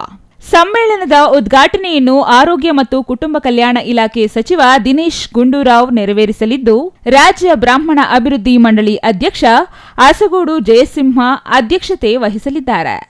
ಸಂಸದ ಡಾಕ್ಟರ್ ಕೆ ಸುಧಾಕರ್, ಜಿಲ್ಲಾ ಉಸ್ತುವಾರಿ ಸಚಿವ ಡಾಕ್ಟರ್ ಎಂಸಿ ಸುಧಾಕರ್, ಉಚ್ಚ ನ್ಯಾಯಾಲಯದ ವಿಶ್ರಾಂತ ನ್ಯಾಯಮೂರ್ತಿ ಎನ್ ಕುಮಾರ್ ಸೇರಿದಂತೆ ಇತರರು ಭಾಗವಹಿಸಲಿದ್ದಾರೆ ಎಂದರು. ಕಾರ್ಯಕ್ರಮದಲ್ಲಿ ಸಂಸ್ಕೃತಿ ಮತ್ತು ಸಮುದಾಯದ ಕುರಿತು ಶತಾವಧಾನಿ ಡಾಕ್ಟರ್ ಆರ್ ಗಣೇಶ್, ಸಂಸ್ಕೃತ ಪಂಡಿತ ಸಂಪತ್ತು ರಂಗನಾಥ್ ಮತ್ತು ಯುವ ವಿಪ್ರರಿಗೆ ಉದ್ಯೋಗಾವಕಾಶಗಳು ಹಾಗೂ ಸವಾಲು ಕುರಿತು ಬೆಂಗಳೂರಿನ ಕೈಗಾರಿಕಾ ತರಬೇತಿ ಮತ್ತು ಉದ್ಯೋಗ ಇಲಾಖೆ ಜಂಟಿ ನಿರ್ದೇಶಕಿ ಸಾಧನಾ ಎ ಪೇಟೆ, ಸಂಸ್ಕಾರಗಳ ಮಹತ್ವದ ಕುರಿತು ವಿಭು ಅಕಾಡೆಮಿಯ ಸಂಸ್ಥಾಪಕಿ ಡಾಕ್ಟರ್ ವಿಬಿ ಆರತಿ ವಿಶೇಷ ಉಪನ್ಯಾಸ ನೀಡಲಿದ್ದಾರೆ ಎಂದು ಹೇಳಿದರು. ಮಧ್ಯಾಹ್ನ ನಡೆಯಲಿರುವ ವಿಶಿಷ್ಟವಾದ ಸಾಧನೆಗೈದ ವಿಪ್ರ ಬಂಧುಗಳಿಗೆ ಗೌರವ ಸಮರ್ಪಣೆ, ಜಿಲ್ಲಾ ಪ್ರತಿಭಾನ್ವಿತ ವಿದ್ಯಾರ್ಥಿಗಳಿಗೆ ಪ್ರತಿಭಾ ಪುರಸ್ಕಾರ, ಹಿರಿಯ ದಂಪತಿಗಳಿಗೆ ಸನ್ಮಾನ ಹಾಗೂ ಸಮಾರೋಪ ಸಮಾರಂಭದ ಮುಖ್ಯ ಅತಿಥಿಗಳಾಗಿ ಅಖಿಲ ಕರ್ನಾಟಕ ಬ್ರಾಹ್ಮಣ ಮಹಾಸಭಾ ಅಧ್ಯಕ್ಷ ಅಶೋಕ ಹಾರನಹಳ್ಳಿ, ರಾಜ್ಯ ಬ್ರಾಹ್ಮಣ ಅಭಿವೃದ್ಧಿ ಮಂಡಳಿ ಮಾಜಿ ಅಧ್ಯಕ್ಷ ಎಚ್ಎಸ್ ಸಚ್ಚಿದಾನಂದಮೂರ್ತಿ ಭಾಗವಹಿಸಲಿದ್ದಾರೆ ಎಂದರು. ಸಮ್ಮೇಳನದಲ್ಲಿ ವಿಪ್ರ ಸಮುದಾಯದವರು ಹೆಚ್ಚಿನ ಸಂಖ್ಯೆಯಲ್ಲಿ ಭಾಗವಹಿಸಿ ವಿಪ್ರರ ಹಿರಿಮೆ ಎತ್ತಿ ಹಿಡಿಯುವ ಜೊತೆಗೆ ಸಮುದಾಯವನ್ನು ಅಭಿವೃದ್ಧಿಯತ್ತ ಕೊಂಡೊಯ್ಯಲು ಕೈಜೋಡಿಸಬೇಕು. ಸಮ್ಮೇಳನದಲ್ಲಿ ಅಖಿಲ ಕರ್ನಾಟಕ ಬ್ರಾಹ್ಮಣ ಮಹಾಸಭಾದ ಆಜೀವ ಸದಸ್ಯತ್ವ ಹೊಂದಲು ಅವಕಾಶ ಕಲ್ಪಿಸಿದ್ದು, ಅಗತ್ಯ ದಾಖಲಾತಿ ನೀಡಿ ನೋಂದಾಯಿಸಿಕೊಳ್ಳಲು ಕೋರಿದರು. ಜಿಲ್ಲಾ ಗೌರವಾಧ್ಯಕ್ಷ ವೇಣುಗೋಪಾಲ್ ಮಾತನಾಡಿ, ಸನಾತನ ಧರ್ಮದ ರಕ್ಷಣೆಯೊಂದಿಗೆ ಸರ್ವರ ಶ್ರೇಯಸ್ಸನ್ನು ಕೋರಿದ ಬ್ರಾಹ್ಮಣ ಸಮುದಾಯದ ಕುರಿತು ಇತ್ತೀಚೆಗೆ ತಪ್ಪು ಸಂದೇಶಗಳು ರವಾನೆಯಾಗುತ್ತಿದ್ದು, ಈ ನಿಟ್ಟಿನಲ್ಲಿ ಇದನ್ನು ಹೋಗಲಾಡಿಸಲು ಹಾಗೂ ಸಮುದಾಯದಲ್ಲಿನ ಲೋಪಗಳನ್ನು ಸರಿಪಡಿಸಿಕೊಂಡು ಸಮುದಾಯದೊಂದಿಗೆ ಸಮಾಜಮುಖಿ ಕೆಲಸಗಳಲ್ಲಿ ತೊಡಗಿಕೊಳ್ಳಲು ಸಮ್ಮೇಳನದಲ್ಲಿ ವಿಶೇಷ ಉಪನ್ಯಾಸವನ್ನು ಏರ್ಪಡಿಸಲಾಗಿದೆ ಎಂದರು. 2ನೇ ತಾರೀಕು ಜಿಲ್ಲೆಯ ಬ್ರಾಹ್ಮಣ ಸಮಾವೇಶ ನಡೀತಾ ಇದೆ. ಅದಕ್ಕೆ ನಾವು ಪ್ರತಿ ತಾಲ್ಲೂಕು ಪ್ರತಿ ಮನೆಗೂ ನಾವು ಸಂಪರ್ಕ ಮಾಡಿದ್ದೀವಿ. ಅದೇ ರೀತಿ ನಿಮ್ಮ ಮುಖೇನೂ ನಮ್ಮ ಎಲ್ಲ ಸಮುದಾಯದ ಜನಕ್ಕೆ ಆಹ್ವಾನ ಮಾಡೋ ಒಂದು ದೃಷ್ಟಿಯಿಂದ ಈ ಪತ್ರಿಕಾಗೋಷ್ಠಿಯನ್ನು ನಾವು ಕರೆದಿದ್ದೆವು. ಎಲ್ಲ ನಮ್ಮ ಜಿಲ್ಲೆಯ ವಿಪ್ರ ಬಾಂಧವರು ದಯವಿಟ್ಟು ಈ 28ನೇ ತಾರೀಕು ಚಿಕ್ಕಬಳ್ಳಾಪುರದ ಹರ್ಷೋದಯ ಕಲ್ಯಾಣ ಮಂಟಪದಲ್ಲಿ ಜಿಲ್ಲಾ ಬ್ರಾಹ್ಮಣ ಸಮಾವೇಶ ನಡೀತದೆ, ಅದಕ್ಕೆ ಬರಬೇಕು ಅಂತ ಮನವಿ ಮಾಡ್ಕೊತಾ ಇದ್ದೀವಿ. 8:30ಗೆ ಶೋಭಾಯಾತ್ರೆ ಇರುತ್ತೆ. ಶೋಭಾಯಾತ್ರೆ ನಗರದ ಪ್ರಮುಖ ಬೀದಿಗಳಲ್ಲಿ ನಾವು ಶೋಭಾಯಾತ್ರೆ ಗಾಯತ್ರಿ ಮಾತಾ ಮತ್ತು ನಮ್ಮ ಆಚಾರ್ಯತ್ರಯರನ್ನು ನಾವು ಮೆರವಣಿಗೆ ಮುಖಾಂತರ ತಗೊಂಡು ಹೋಗ್ತೀವಿ. ಅದೇ ರೀತಿ 11 ಗಂಟೆಗೆ ಕಾರ್ಯಕ್ರಮ ಶುರುವಾಗುತ್ತೆ ಹರ್ಷೋದಯ ಕಲ್ಯಾಣ ಮಂಟಪದಲ್ಲಿ. ನಮ್ಮ ದಿನೇಶ್ ಗುಂಡೂರಾವ್ ಸಾಹೇಬರು ಬರ್ತಾ ಇದ್ದಾರೆ, ಎಂ ಸಿ ಸುಧಾಕರ್ ಅವರು ಬರ್ತಾ ಇದ್ದಾರೆ, ನಮ್ಮ ಚಿಕ್ಕಬಳ್ಳಾಪುರ ಲೋಕಸಭಾ ಸದಸ್ಯರಾದಂಥ ಕೆ ಸುಧಾಕರ್ ಅವರು ಬರ್ತಾ ಇದ್ದಾರೆ, ಜಸ್ಟಿಸ್ ಎನ್ ಕುಮಾರ್ ಅವರು ಬರ್ತಾ ಇದ್ದಾರೆ. ಹಾಗೆ ಅದೇ ರೀತಿ ಪ್ರಮುಖವಾಗಿ 3 ಅವಧಿಗಳನ್ನು 3 ಉಪನ್ಯಾಸಗಳನ್ನು ನಾವು ಏರ್ಪಾಡು ಮಾಡಿದ್ದೀವಿ. ಶತಾವಧಾನಿ ಆರ್ ಗಣೇಶ್ ಅವರು ಬರ್ತಾ ಇದ್ದಾರೆ, ರಂಗನಾಥ್ ಶರ್ಮಾ ಅವರು ಬರ್ತಾ ಇದ್ದಾರೆ, ಡಾಕ್ಟರ್ ಬಿ ವಿ ಆರತಿ ಅವರು ಬರ್ತಾ ಇದ್ದಾರೆ. ಅದೇ ರೀತಿ ಹಿರಿಯ ದಂಪತಿಗಳಿಗೆ ಮಧ್ಯಾಹ್ನದ ನಂತರ ಹಿರಿಯ ದಂಪತಿಗಳಿಗೆ ನಾವು ಸನ್ಮಾನ ಇಟ್ಕೊಂಡಿದ್ದೀವಿ, ಪ್ರತಿಭಾ ಪುರಸ್ಕಾರ ಇಟ್ಕೊಂಡಿದ್ದೀವಿ, ಸಾಧಕರು ಕೂಡ ನಾವು ಸನ್ಮಾನ ಇಟ್ಕೊತಾ ಇದ್ದೀವಿ. ಸಮಾಜದ ಹಿತದೃಷ್ಟಿಯಿಂದ ಭಾರತ ಮಾತೆಯ ಉದ್ಧಾರಕ್ಕೋಸ್ಕರ ನಾವೆಲ್ಲ ಕಂಕಣ ಕಟ್ಟಬೇಕು ಅಂತ ಈ ನಾವೊಂದು ಸಮಾಜಕ್ಕೆ ಸಂದೇಶ ಸಾರುವ ಮುಖಾಂತರ ನಮ್ಮ ಎಲ್ಲ ವಿಪ್ರ ಬಾಂಧವರಿಗೂ ನಾವು ಈ ಸಮಾವೇಶವನ್ನು ಏರ್ಪಾಡು ಮಾಡಿದ್ದೀವಿ.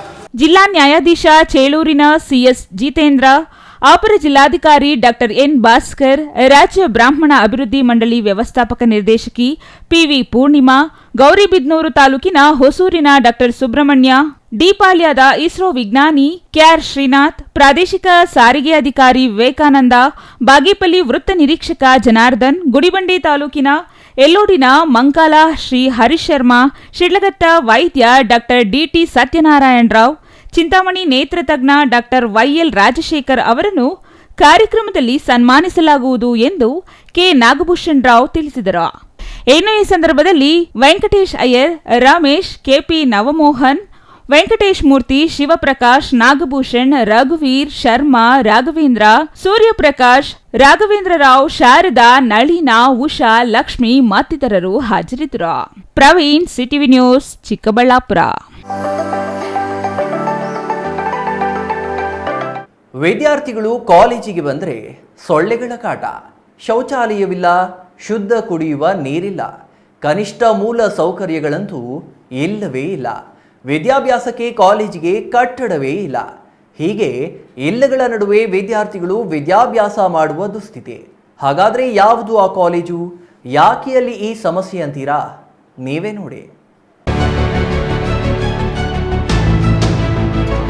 ವಿದ್ಯಾರ್ಥಿಗಳು ಕಾಲೇಜಿಗೆ ಬಂದರೆ ಸೊಳ್ಳೆಗಳ ಕಾಟ, ಶೌಚಾಲಯವಿಲ್ಲ, ಶುದ್ಧ ಕುಡಿಯುವ ನೀರಿಲ್ಲ, ಕನಿಷ್ಠ ಮೂಲ ಸೌಕರ್ಯಗಳಂತೂ ಇಲ್ಲವೇ ಇಲ್ಲ.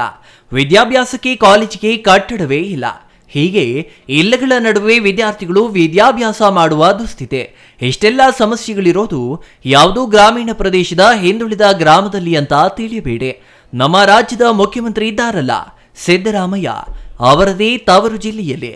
ಹೌದು, ಮುಖ್ಯಮಂತ್ರಿ ಸಿದ್ದರಾಮಯ್ಯ ಅವರ ತವರು ಮೈಸೂರು ಜಿಲ್ಲೆ ಹಾಗೂ ಶಾಸಕ ದರ್ಶನ್ ಧ್ರುವನಾರಾಯಣ್ ಪ್ರತಿನಿಧಿಸುವ ನಂಜನಗೂಡು ತಾಲೂಕಿನ ಹುಲ್ಲಹಳ್ಳಿ ಗ್ರಾಮದ ಸರ್ಕಾರಿ ಪದವಿ ಪೂರ್ವ ಕಾಲೇಜಿನ ಕಥೆ ಇದೆ.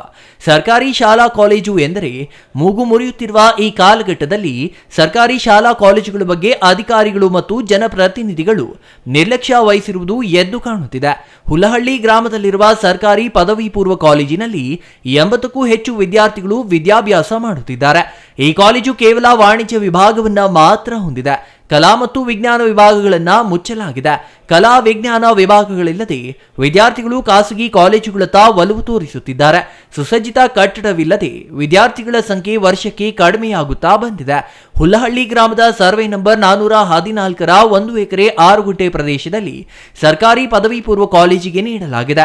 ಮಾಜಿ ಶಾಸಕ ಬಿ ಹರ್ಷವರ್ಧನ್ ಅವರ ಅಧಿಕಾರದ ಅವಧಿಯಲ್ಲಿ ಹುಲ್ಲಹಳ್ಳಿಯ ಸರ್ಕಾರಿ ಪಿಯು ಕಾಲೇಜು ಕಟ್ಟಡ ನಿರ್ಮಾಣಕ್ಕಾಗಿ 2018-19ನೇ ಸಾಲಿನಲ್ಲಿ 1.36 ಕೋಟಿ ರುಗಳನ್ನು ಅನುದಾನ ಬಿಡುಗಡೆ ಮಾಡಲಾಗಿತ್ತು. ಅನುದಾನ ಬಿಡುಗಡೆಯಾಗಿ 3-4 ವರ್ಷಗಳೇ ಕಳೆಯುತ್ತಾ ಬಂದರೂ ಕಾಲೇಜು ಕಟ್ಟಡ ಮಾತ್ರ ನಿರ್ಮಾಣವಾಗಿಲ್ಲ. ಕಾಲೇಜು ಕಟ್ಟಡವಿಲ್ಲದೆ ವಿದ್ಯಾರ್ಥಿಗಳು ಪರದಾಡುವಂತಾಗಿದೆ. ತಾತ್ಕಾಲಿಕವಾಗಿ ಸರ್ಕಾರಿ ಪ್ರೌಢಶಾಲೆಯಲ್ಲಿ ಪಿಯು ವಿದ್ಯಾರ್ಥಿಗಳಿಗೆ ತರಗತಿಗಳನ್ನು ನಡೆಸಲಾಗುತ್ತಿದ್ದು ಆ ಕಟ್ಟಡಗಳು ಮಳೆ ಬಂದರೆ ಸೋರುತ್ತಿವೆ. ಶೌಚಾಲಯ ವ್ಯವಸ್ಥೆ ಇಲ್ಲ, ಶುದ್ಧ ಕುಡಿಯುವ ನೀರಿನ ವ್ಯವಸ್ಥೆ ಇಲ್ಲ. ಕಾಲೇಜಿಗೆ ಬಂದರೆ ಸೊಳ್ಳೆಗಳ ಕಾಟ ಹೆಚ್ಚಾಗಿದ್ದು ಸಾಂಕ್ರಾಮಿಕ ರೋಗಗಳು ಹರಡುತ್ತವೆ ಎಂಬ ಆತಂಕ ಕಾಡುತ್ತಿದೆ ಎಂದು ವಿದ್ಯಾರ್ಥಿಗಳು ಅಳವತ್ತುಕೊಂಡಿದ್ದಾರೆ. ಕಾಲೇಜಿನಲ್ಲಿ ವ್ಯಾಸಂಗ ಮಾಡುತ್ತಿರುವ ವಿದ್ಯಾರ್ಥಿಗಳಿಗೆ ಯಾವುದೇ ರೀತಿಯ ಮೂಲ ಸೌಕರ್ಯ ಕಲ್ಪಿಸಿಲ್ಲ ಎಂದು ವಿದ್ಯಾರ್ಥಿಗಳು ತಮ್ಮ ಅಳಲನ್ನ ತೋಡಿಕೊಂಡಿದ್ದಾರೆ. ಇನ್ನಾದರೂ ಅಧಿಕಾರಿಗಳು ಮತ್ತು ಜನಪ್ರತಿನಿಧಿಗಳು ಇತ್ತ ಗಮನ ಹರಿಸಿ ಕಾಲೇಜಿನ ಕೊಠಡಿ ನಿರ್ಮಾಣ ಮಾಡಿ ವಿದ್ಯಾರ್ಥಿಗಳಿಗೆ ಮೂಲಸೌಕರ್ಯ ಕಲ್ಪಿಸುವರಿ ಎಂಬುದನ್ನ ಕಾದು ನೋಡಬೇಕಿದೆ. MPCಯಲ್ಲಿ ಓದುತ್ತಿದ್ದೇನೆ. ನಾನು 2 ವರ್ಷದ ಹಿಂದೆನೂ ಹೈಸ್ಕೂಲು ಪ್ರೈಮರಿಲೇ ಓದಿದ್ದು ಹುಳ್ಳಳ್ಳಿಲೇನೆ. ಗೌರ್ಮೆಂಟ್ ಕಾಲೇಜ್ ಸ್ಕೂಲು ಕಾಲೇಜ್ಗಳನ್ನೇ ಇಲ್ಲಿ ಗೌರ್ಮೆಂಟ್ ಕಾಲೇಜಿಗೆ ಬಂದಾಗ ಯಾವ ಸೌಲಭ್ಯನೂ ಇಲ್ಲ. ನನ್ನ ಜೊತೆ ಫ್ರೆಂಡ್ಸ್ಗಳು ಓದೋರೆಲ್ಲ ಇಲ್ಲಿಂದ ಬೇರೆ ತಗೊಂಡು ಇಲ್ಲಿ ಸೌಲಭ್ಯ ಇಲ್ಲ. ಕಲಾ ವಿಭಾಗ ಇಲ್ಲ, ವಾಣಿಜ್ಯ ವಿಭಾಗ ಮಾತ್ರ ಇರೋದು. ಆಮೇಲೆ ನೀರುಗಳೆಲ್ಲ ಸೋರುತ್ತಾ ಮಳೆ ಬಂದಾಗ, ಈಗ ಮಳೆ ಟೈಮಲ್ಲಿ ಡೆಂಗು ಜ್ವರ ಜಾಸ್ತಿ ಇರೋದ್ರಿಂದ ಸೊಳ್ಳೆ ಎಲ್ಲ ಕೊಚ್ಚಿಸ್ಕೊಂಡು ಅಲ್ಲೇ ಕೂತಿರ್ತೀವಿ. ಅದರಿಂದ ನಮಗೆ ಸೌಲಭ್ಯ ಇಲ್ಲ ಅಂತ ಬೇರೆ ನಮ್ಮ ಫ್ರೆಂಡ್ಸ್ಗಳೆಲ್ಲ ಜೊತೆಗೋದವರು ಬೇರೆ ಕಡೆ ಹೋಗಿ ಸೇರ್ಕೊತವ್ರೆ. ನಾವು ಇನ್ನೂ ಗೌರ್ಮೆಂಟ್ ಕಾಲೇಜ್ ಉಳಿಬೇಕು ಅಂತಂತಂದ್ರೆ ಇದೆಲ್ಲ ನಮ್ಗೆ ನಿರ್ಮಾಣ ಮಾಡ್ಕೊಡಿ. ಗೌರ್ಮೆಂಟಿಂದ 1,36,00,000 ಟ್ರಾನ್ಸ್ಫರ್ ಆಗಿದ್ರು ಇನ್ನೂ ಏನು ನಮ್ಗೆ ನಿರ್ಮಾಣ ಮಾಡಿಲ್ಲ. 3 ವರ್ಷ ಆಯಿತು. ಆಮೇಲೆ ಪಾಠ ಮಾಡೋವಾಗ ನೀರೆಲ್ಲ ಸೋರುತ್ತಾ, ಬಣ್ಣ ಗಿಣ್ಣ ಏನು ತುಂಬಿಸಿಲ್ಲ, ಗಲೀಜಾಗಿರ್ತಾ ರೂಮ್ ಎಲ್ಲ. ಆಮೇಲೆ ಹೆಣ್ಮಕ್ಳಿಗೆ ತುಂಬ ಸಮಸ್ಯೆ ಆಗುತ್ತೆ. ಶೌಚಾಲಯ ಇಲ್ಲ, ಇನ್ನೂ ಹೈಸ್ಕೂಲ್ ಶೌಚಾಲಯನ ಬಳಸ್ತಾರೆ. ಗಂಡು ಮಕ್ಳಿಗಂತೂ ಶೌಚಾಲಯ ಇಲ್ಲ, ಶುದ್ಧವಾದ ಕುಡಿಯುವ ನೀರಿಲ್ಲ. ಶಾಯಿಸ್ತಾ ಕಾಲೇಜ್ ಅಂತ ನಾನು ದ್ವಿತೀಯ PUC ಓದ್ತಿದ್ದೀನಿ. ನಾನು 2 ವರ್ಷದಿಂದ ಇದೇ ಕಾಲೇಜಲ್ಲಿ ಓದಿದ್ದು. ನಮ್ಗೆ ಯಾವುದೇ ತರಹದ ಕಟ್ಟಡ ಸೌಲಭ್ಯ ಇಲ್ಲ. ನಾವು ಹೈಸ್ಕೂಲ್ ಬಿಲ್ಡಿಂಗಲ್ಲೇ ಓದ್ತಿರೋದು. ಯಾವುದೇ ನೀರಿನ ಸೌಲಭ್ಯ ಇಲ್ಲ, ಶೌಚಾಲಯ ಸೌಲಭ್ಯ ಇಲ್ಲ. ಗೌರ್ಮೆಂಟಿಂದ ಕಟ್ಟಡ ಕಟ್ಟಕ್ಕೆ ಕಾಸು ಸ್ಯಾಂಕ್ಷನ್ ಆಗಿದ್ದು ಇನ್ನೂ ಕಾಮಗಾರಿ ನಡೆದಿಲ್ಲ. 4-5 ವರ್ಷ ಆಯಿತು ಕಾಸು ಸ್ಯಾಂಕ್ಷನ್ ಆಗಿನೂ ಇನ್ನೂ ಯಾವುದೇ ಥರ ಕಾಮಗಾರಿ ನಡೆದಿಲ್ಲ. ಸುತ್ತಮುತ್ತ ಎಲ್ಲ ಸ್ವಚ್ಛತೆ ಇಲ್ಲ. ಸ್ವಚ್ಛತೆ ಇಲ್ಲದಿಂದ ಸೊಳ್ಳೆಗಳ ಕಾಟ, ಓದೋಕ್ಕೆ ಇದಿರಲ್ಲ, ನೀರುಗಳೆಲ್ಲ ಬೀಳುತ್ತೆ, ಓದುವಾಗ ಪಾಠ ಮಾಡೋಗೆಲ್ಲ ಡಿಸ್ಟರ್ಬ್ ಆಗುತ್ತೆ. ಹೈಸ್ಕೂಲ್ ಬಿಲ್ಡಿಂಗಲ್ಲೇ ಇದ್ದೀನಿ. ಶೌಚಾಲಯ ಬಾಯ್ಸ್ ಗರ್ಲ್ಸ್ಗಿಲ್ಲ, ಕುಡಿಯೋ ನೀರು ಸೌಲಭ್ಯ ಇಲ್ಲ. ಬೇಗ ಒಂದು ಕಟ್ಟಡನ ನಿರ್ಮಾಣ ಮಾಡ್ಕೊಡ್ಬೇಕಂತ ಕೇಳ್ಕೊತೀನಿ. ಮತ್ತು ಕಲಾ ವಿಭಾಗಕ್ಕೂ ಅವಕಾಶ ಮಾಡಿಕೊಡ್ಬೇಕು. ಇಲ್ಲಿ ಬರೀ ವಾಣಿಜ್ಯ ವಿಭಾಗ ಒಂದೇ ಇರೋದು. ಮತ್ತು ಸ್ಟ್ರೆಂತು ಕಡಿಮೆ ಆಗ್ತಾ ಇದೆ. ಎಲ್ಲ ಬೇರೆ ಬೇರೆ ಕಾಲೇಜ್ ಹೊಂಟೋಗ್ತಾ ಇದ್ದಾರೆ ಕಲಾ ವಿಭಾಗ ಇಲ್ಲದ್ರಿಂದ. ಅದು ಕಲಾ ವಿಭಾಗ ಒಂದು ನಿರ್ಮಾಣ ಆದರೆ ಜಾಸ್ತಿ ಸ್ಟ್ರೆಂತು ಬರ್ಬೋದು. ನಮ್ಮ ಸರ್ಕಾರಿ ಪದವಿ ಪೂರ್ವ ಕಾಲೇಜನ್ನ ನಾವು ಬೆಳೆಸ್ಬೋದು. ಅದರಿಂದ ತಾವುಗಳು ಒಂದು ಕಟ್ಟಡನ ನಿರ್ಮಾಣ ಮಾಡಿಕೊಡ್ಬೇಕಂತ ತಮ್ಮಲ್ಲಿ ವಿನಂತಿ. ನಮಸ್ಕಾರ, ನಾನು ಡಾಕ್ಟರ್ ಚಂದ್ರು ಡಿ, ಹುಳ್ಳಳ್ಳಿ RTA ಕಾರ್ಯಕರ್ತ. ಇವತ್ತು ನಾನು ಏನು ವಿಷಯಕ್ಕೆ ಬಂದಿದ್ದೀನಿ ಅಂದರೆ, ಮಾಧ್ಯಮದ ಮುಂದೆ ನಮ್ಮ ಹುಳ್ಳಳ್ಳಿ ಸರ್ಕಾರಿ ಪದವಿ ಪೂರ್ವ ಕಾಲೇಜು ಅನುದಾನವಾಗಿದ್ದು 2018-19ನೇ ಸಾಲಿನಲ್ಲಿ ಕಟ್ಟಡ ಉದ್ಘಾಟನೆಗಾಗಿ 1,36,00,000 ಅನುದಾನವಾಗಿದ್ದು ಈ ಕಾಮಗಾರಿ ಇಷ್ಟೊತ್ತಿಗೆ ಕಂಪ್ಲೀಟ್ ಆಗಬೇಕಾಗಿತ್ತು. ಯಾವುದೋ ಕಾರಣಾಂತರದಿಂದ ಕಂಪ್ಲೀಟ್ ಆಗದೆ ಸರ್ಕಾರಿ ಅಧಿಕಾರಿಗಳು ಈಗಿನ ಶಾಸಕರ ಗಮನಕ್ಕೆ ಬರದೇ ಇರ್ಬೋದು ಅಂತ ನಾವು ಅನಿಸಿಕೆ ಆಗಿದ್ದು, ಇದರ ಜೊತೆಗೆ ನಮ್ಮ ದುಡ್ಡು 1,36,00,000 ಬೇರೆ ಕಡೆ ಹೋಗೋ ಅರಿವು ಬಂದಿರೋದ್ರಿಂದ ನಾವು ಮುಂದಿನ ದಿನಗಳಲ್ಲಿ ನಾವು ಉಳ್ಳಳ್ಳಿ ಗ್ರಾಮದ ಸಮಸ್ತ ಜನರು 80 ಹಳ್ಳಿ ಜನರು ಸೇರಿ ನಾವು ಪ್ರತಿಭಟನೆ ಕಾರ್ಯಕ್ರಮ ಹಮ್ಮಿಕೋಬೇಕು ಅಂತ ಅಂದ್ಕೊಂಡಿದ್ವಿ. ಕಡೆಗಣಿಸಿದ್ರೆ ನಾವು ಪ್ರತಿಭಟನೆ ಕಾರ್ಯಕ್ರಮ ಹಮ್ಮಿಕೋತೀವಿ ಅಂತ ಹೇಳ್ತಾ ನಾವು ಈ ಮಾತನ್ನು ಮುಗಿಸ್ತಾ ಇದ್ದೀನಿ. Kumar, CTV news, ನಂಜನಗೂಡ. ಇದೀಗ ಚಿಕ್ಕದೊಂದು ವಿರಾಮದ ನಂತರ CTV ನ್ಯೂಸ್ ಮತ್ತೆ ಮುಂದುವರಿಯಲಿದೆ.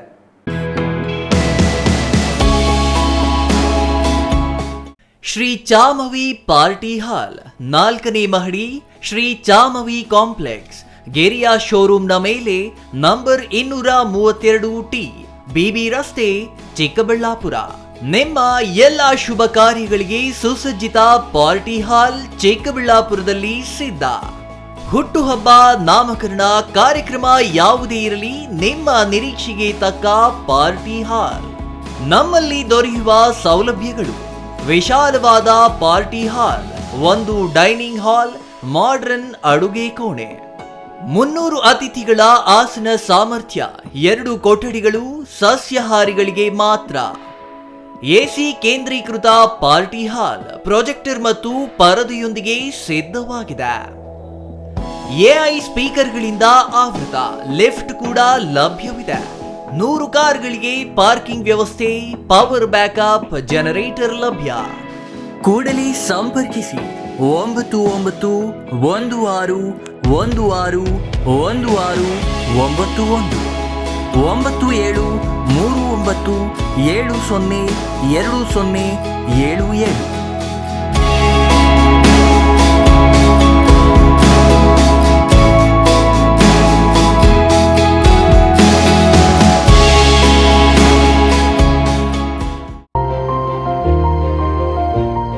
Jain mission hospital, Jain mission ಟ್ರಸ್ಟ್ನ ಲಾಭರಹಿತ ಉಪಕ್ರಮ, BB ರಸ್ತೆ, ಚಿಕ್ಕಬಳ್ಳಾಪುರ. ಇನ್ನು ಮುಂದೆ ಹೆಚ್ಚಿನ ಚಿಕಿತ್ಸೆಗಾಗಿ ಬೆಂಗಳೂರಿಗೆ ಹೋಗಬೇಕು ಎಂಬ ಚಿಂತೆ ಬೇಡ.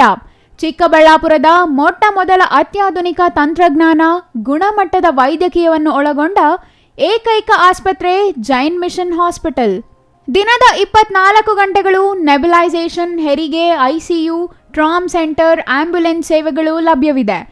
ಜೈನ್ ಮಿಷನ್ ಆಸ್ಪತ್ರೆಯು 4 ಅಂತಸ್ತಿನ ಕಟ್ಟಡವನ್ನು ಒಳಗೊಂಡಿದ್ದು 100 ಹಾಸಿಗೆಗಳುಳ್ಳ ಸುಸಜ್ಜಿತವಾದ ಆಸ್ಪತ್ರೆಯಾಗಿದೆ. ಅಲ್ಲದೆ ಸುಧಾರಿತ ಲ್ಯಾಬ್ ಸೌಲಭ್ಯಗಳು, ಎಕ್ಸ್ರೇ, OT ಕಾಂಪ್ಲೆಕ್ಸ್, ಲ್ಯಾಬ್ ಸೇವೆಗಳು, ಒಳಗಿನ ರೋಗಿಗಳು, ಸಾಮಾನ್ಯ ಸೇವೆಗಳು ಲಭ್ಯವಿದೆ. 24 ಗಂಟೆಗಳ ತುರ್ತು ಸೇವೆಗಳು, ICU, NICU, ಅಪಘಾತ ಮತ್ತು ತುರ್ತು ಚಿಕಿತ್ಸೆ, pharmacy, ambulance. Shri Manjunatha hardware and innovations 22 ವರ್ಷಗಳಿಂದ ಮಾರುಕಟ್ಟೆಯಲ್ಲಿ ಸುದೀರ್ಘ ಪಯಣ ಮತ್ತು ಗ್ರಾಹಕ ಹಾಗೂ ಎಂಜಿನಿಯರಿಂಗ್ಗಳ ನಂಬಿಕೆಯ ಆಯ್ಕೆ. ಅತ್ಯುತ್ತಮ ಗುಣಮಟ್ಟ, ಪ್ರಾಮಾಣಿಕ ಬೆಲೆ.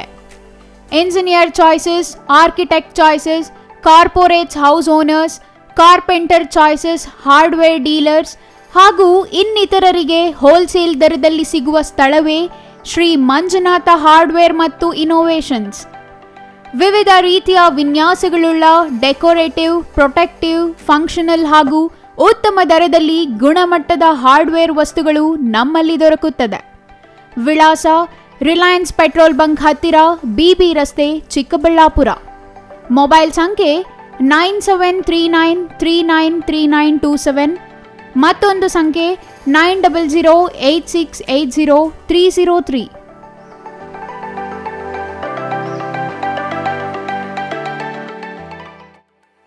ವಿರಾಮದ ನಂತರ CTV ನ್ಯೂಸ್ಗೆ ಮತ್ತೆ ಸ್ವಾಗತ. ಕೋಲಾರ ಚಿಕ್ಕಬಳ್ಳಾಪುರ ಸಹಕಾರ ಹಾಲು ಉತ್ಪಾದಕರ ಒಕ್ಕೂಟವನ್ನು ಕೋಲಾರ ಮತ್ತು ಚಿಕ್ಕಬಳ್ಳಾಪುರ ಒಕ್ಕೂಟಗಳಾಗಿ ವಿಭಜನೆಗೆ ಸರ್ವ ಸದಸ್ಯರು ಒಪ್ಪಿಗೆ ಸೂಚಿಸಿದ್ದಾರೆ ಎಂದು ಕೋಚಿಮೂಲ ಅಧ್ಯಕ್ಷ ನಂಜೇಗೌಡ ತಿಳಿಸಿದರು. ಬಾಗೇಪಲ್ಲಿ ಹೊರವಲಯದ ಖಾಸಗಿ ಕಲ್ಯಾಣ ಮಂಟಪದಲ್ಲಿ ಕೋಚಿಮೂಲ್ ಸರ್ವ ಸದಸ್ಯರ ಸಭೆಯಲ್ಲಿ ಅವರು ಮಾತನಾಡಿದರು. ಕೋಲಾರ ಚಿಕ್ಕಬಳ್ಳಾಪುರ ಸಹಕಾರ ಹಾಲು ಉತ್ಪಾದಕರ ಒಕ್ಕೂಟವನ್ನ ಕೋಲಾರ ಮತ್ತು ಚಿಕ್ಕಬಳ್ಳಾಪುರ ಒಕ್ಕೂಟಗಳಾಗಿ ವಿಭಜನೆಗೆ ಸರ್ವ ಸದಸ್ಯರು ಒಪ್ಪಿಗೆ ಸೂಚಿಸಿದ್ದಾರೆ ಎಂದು ಕೋಚಿಮೂಲ್ ಅಧ್ಯಕ್ಷ ನಂಜೇಗೌಡ ತಿಳಿಸಿದರು. ಬಾಗೇಪಲ್ಲಿ ಹೊರವಲಯದ ಖಾಸಗಿ ಕಲ್ಯಾಣ ಮಂಟಪದಲ್ಲಿ ನಡೆದ ಕೋಚಿಮೂಲ್ ಸರ್ವ ಸದಸ್ಯರ ಸಭೆಯಲ್ಲಿ ಅವರು ಮಾತನಾಡಿದರು. ಈ ಹಿಂದಿನ ಸರ್ಕಾರ ಕೋಚಿಮೂಲ್ ವಿಭಜಿಸಿತ್ತ, ಆದರೆ ಸರಿಯಾದ ರೀತಿಯಲ್ಲಿ ವಿಭಜನೆ ಮಾಡದ ಹಿನ್ನೆಲೆ ನ್ಯಾಯಾಲಯ ತಡೆಯಾಜ್ಞೆ ನೀಡಿದೆ. ಹಾಗಾಗಿ ನ್ಯಾಯಾಲಯದ ಸೂಚನೆಯಂತೆ ಸರ್ವ ಸದಸ್ಯರ ಸಭೆ ಕರೆಯಲಾಗಿದ್ದು ಎಲ್ಲರೂ ಸರ್ವಾನುಮತದಿಂದ ವಿಭಜನೆಗೆ ಒಪ್ಪಿಗೆ ಸೂಚಿಸಿದ್ದಾರೆ ಎಂದರು.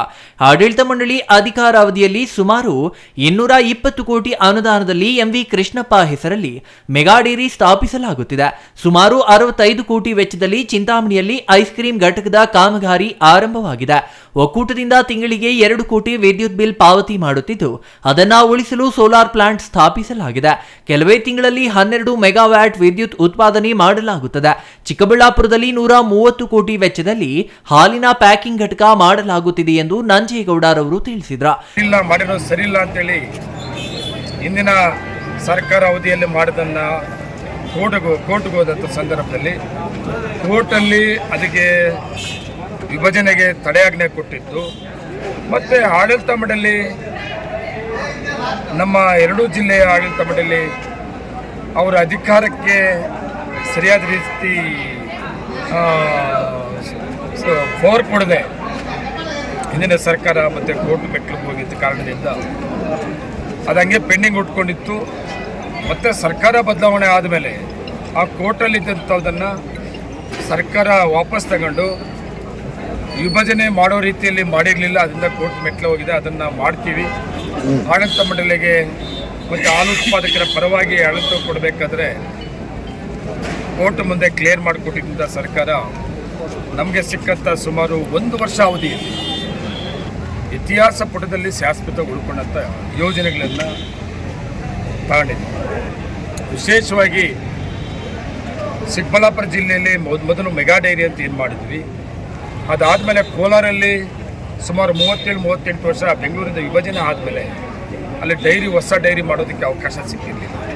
ಇವತ್ತು ಸುಮಾರು 220 ಕೋಟಿಯಲ್ಲಿ ಸರ್ಕಾರ ನಮ್ಮ ಆಡಳಿತ ಮಂಡಳಿಗೆ ಅಧಿಕಾರ ಕೊಡಿಸಿದಾದಮೇಲೆ 220 ಕೋಟಿಯಲ್ಲಿ ಒಂದು ಎಮ್ಮಿ ಕೃಷ್ಣಪ್ಪರ ಹೆಸರಲ್ಲಿ ಎಮ್ಮಿಕೆ ಗೋಲ್ಡನ್ ಡೈರಿಯನ್ನು ಪ್ರಾರಂಭ ಮಾಡಿ ಸುಮಾರು 40% ಕೆಲಸ ಮಾಡಿದೆ.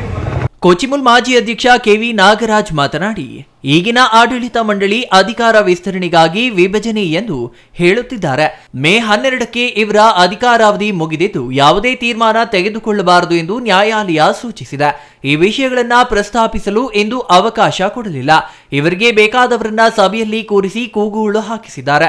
ಬಿಜೆಪಿ ಸರ್ಕಾರ ಕೋಚಿಮೂಲ್ನಿಂದ ಚಿಕ್ಕಬಳ್ಳಾಪುರ ಹಾಲು ಉತ್ಪಾದಕರ ಒಕ್ಕೂಟ ವಿಭಜಿಸಿದಾಗ ಅವೈಜ್ಞಾನಿಕ ಎಂದವರು ಈಗ ಹಾಲಿನ ಪ್ಯಾಕಿಂಗ್ ಘಟಕ ಮಾಡಬೇಕಿತ್ತು ಎಂದು ಆಕ್ರೋಶ ಹೊರಹಾಕಿದ್ರು. ಪೂರ್ಣ ಪ್ರಮಾಣದಲ್ಲಿ ಚಿಕ್ಕಬಳ್ಳಾಪುರ ಹಾಲು ಒಕ್ಕೂಟ ಬಂದಿರೋದು. ಆದರೆ ಇವತ್ತು 10 ತಿಂಗಳಿಂದ ಸುಮ್ಮನೆ ಇದ್ದು ಚುನಾವಣೆ ಸಮಯದಲ್ಲಿ ಇವರಿಗೆ ಮೇ 12ಕ್ಕೆ ಇವರ ಅವಧಿ ಮುಗೀತದೆ. ಮೇ 12ಕ್ಕೆ ಇವರ ಅವಧಿ ಮುಗಿದಿರೋದಕ್ಕೆ ಇವತ್ತೇನು ಮಾಡಿದ್ರು, ಇವತ್ತಿದ್ದು ತಂದು ಜನರಲ್ ಬಾಡಿಗೆ ಇಟ್ಕೊಂಡು ವಿಭಜನೆ ಮಾಡ್ತೀವಿ ಅಂತ ಹೊರಟರು. ಈ ವಿಭಜನೆ ಉದ್ದೇಶ ಏನಪ್ಪ ಅಂದರೆ ಅವರ ಅವಧಿಯನ್ನು ಮತ್ತೆ ವಿಸ್ತರಣೆ ಮಾಡ್ಕೊಳ್ಳೋದು. ಇನ್ನು 6 ತಿಂಗಳ ವರ್ಷನ ಮುಂದಕ್ಕೆ ಹಾಕ್ಕೊಂಡು ವಿಸ್ತರಣೆ ಮಾಡ್ಕೊಳ್ಳೋ ಅಂತ ಒಂದು ಹುನ್ನಾರ ನಡೆದಿದೆ. ಇದು ಎಲ್ಲ ಒಂದು ಕಡೆ ನಾವು ಅಲ್ಲಿ ಮಾತಾಡೋಕೆ ಹೋದಾಗ ನಮ್ಮನ್ನು ಮಾತಿಗೆ ಅವಕಾಶ ಇದ್ದರೆ ಪ್ರಜಾಪ್ರಭುತ್ವ ಒಂದು ಇದನ್ನು ಕೊಗ್ಗಲೆ ಮಾಡಿದ್ದಾರೆ. ಸಹಕಾರಿ ಕ್ಷೇತ್ರದಲ್ಲಿರ್ತಕ್ಕಂಥವ್ರು ಈ ರೀತಿ ಮಾಡಿದಾಗ ಎಲ್ಲೋ ಒಂದು ಕಡೆ ಸಹಕಾರಿಗಳಿಗೆ ಇದು ಒಂದು ನೋವಾಗಿದೆ. ಇವತ್ತು ವಿಭಜನೆ ಮಾಡಲಿಕ್ಕೆ ನಮ್ದು ಯಾರ್ದು ವಿರೋಧ ಇರಲಿಲ್ಲ. ಇದರ ಆಗು ಹೋಗುಗಳ ಬಗ್ಗೆ ಹೇಳಬೇಕು ಅಂದರೆ ಹೇಳಲಿಕ್ಕೆ ಅವಕಾಶ ಕೊಡಲಿಲ್ಲ. ಅಲ್ಲ, ವಿಭಜನೆ ಆಗಬೇಕು ಸರ್, ವಿಭಜನೆ ಆಗಬೇಕು ಅಂತ ಮಾಡಿದವ್ರೆ ನಾವು. ಅವತ್ತು ಅವ್ರು ಏನು ಹೇಳಿದ್ರು, ಅವೈಜ್ಞಾನಿಕವಾಗಿದೆ ನೀವು ಮಾಡಿರೋ ವಿಭಜನೆ ಅಂದರು ಅವತ್ತು. ಇವತ್ತು ಒಂದು ಪ್ಯಾಕಿಂಗ್ ಘಟಕ ಮಾಡಬೇಕಾಗಿತ್ತು, ಯಾಕೆ ಇವರು ಪ್ಯಾಕಿಂಗ್ ಘಟಕ ಮಾಡಲಿಲ್ಲ? ಪ್ಯಾಕಿಂಗ್ ಘಟಕ ಕೋಲಾರದಲ್ಲಿ ಸುಮಾರು 300-350 ಕೋಟಿ ಖರ್ಚು ಮಾಡೋಕ್ಕಾಯಿತು. ಚಿಕ್ಕಬಳ್ಳಾಪುರದಲ್ಲಿ ಒಂದು 50 ಕೋಟಿ ಖರ್ಚು ಮಾಡಿ ಪ್ಯಾಕಿಂಗ್ ಯೂನಿಟ್ ಮಾಡೋಕ್ಕಾಗಲಿಲ್ವಾ? ಅದನ್ನೆಲ್ಲ ಮಾತಾಡಬೇಕು ಅಂದರೆ ಇವರು ಅಲ್ಲಿ ಮಾತಾಡಲಿಕ್ಕೆ ಬಿಡಲಿಲ್ಲ. ಯಾಕೆ? ಇವತ್ತು ವೈಜ್ಞಾನಿಕವಾಗಿದೆಯಾ ಹೇಳ್ರಿ, ಮಾಡಿರಿ, ನಮ್ದೇನು ಅಭ್ಯಂತರ ಇಲ್ಲ. ಚುನಾವಣೆ ಮಾಡಿರಿ, ನಿಮ್ದು ಅವಧಿ ಮುಗಿದೋಗಿದೆ. ಕೋಚಿಮುಲ್ ನಿರ್ದೇಶಕರಾದ V Manjunath Reddy, Kantharaju, Bharani Venkatesh, Jayasimha, Krishnappa, KN Nagaraju, Ashwathanarayana, DV Harish, N Hanumesh, PM Venkatesh, R Srinivas, Adinarayana Reddy, Sunandamma, Kanthamma, Ashwathanarayana, BP Suresh, KN Gopalamurthy ಇದೇ ಸಂದರ್ಭದಲ್ಲಿ ಹಾಜರಿದ್ರ. Ganesh R, CTV news, Bagepalli. ಸಹಕಾರ ಕ್ಷೇತ್ರ ದೇಶದ ಆರ್ಥಿಕತೆಗೆ ಬಲ ತುಂಬುವ ಸ್ತಂಭವಾಗಿದ್ದು, ಈ ಕ್ಷೇತ್ರಕ್ಕೆ ಇನ್ನಷ್ಟು ಶಕ್ತಿ ತುಂಬುವ ಮೂಲಕ ದೇಶವನ್ನ ಅಭಿವೃದ್ಧಿಯ ಕಡೆಗೆ ನಡೆಸುವ ನಿಟ್ಟಿನಲ್ಲಿ 10 ಹಲವು ಕಾರ್ಯಕ್ರಮಗಳನ್ನು ಕೇಂದ್ರ ಸರ್ಕಾರ ರೂಪಿಸುತ್ತಿದೆ. ಆದರೆ ಕರ್ನಾಟಕ ರಾಜ್ಯ ಸರ್ಕಾರ ಸಹಕಾರಿಗಳ ಹಾಗೂ ಸಹಕಾರ ಸಂಘಗಳ ಹಿತಾಸಕ್ತಿ ವಿರುದ್ಧವಾಗಿ ಕಾನೂನು ತರಲು ಹೊರಟಿದೆ ಎಂದು ರಾಜ್ಯ ಬಿಜೆಪಿ ಸಹಕಾರ ಪ್ರಕೋಷ್ಠದ ಸದಸ್ಯ ಓಬದೇನಹಳ್ಳಿ ಕೆ ಮುನಿಯಪ್ಪ ತಿಳಿಸಿದರು.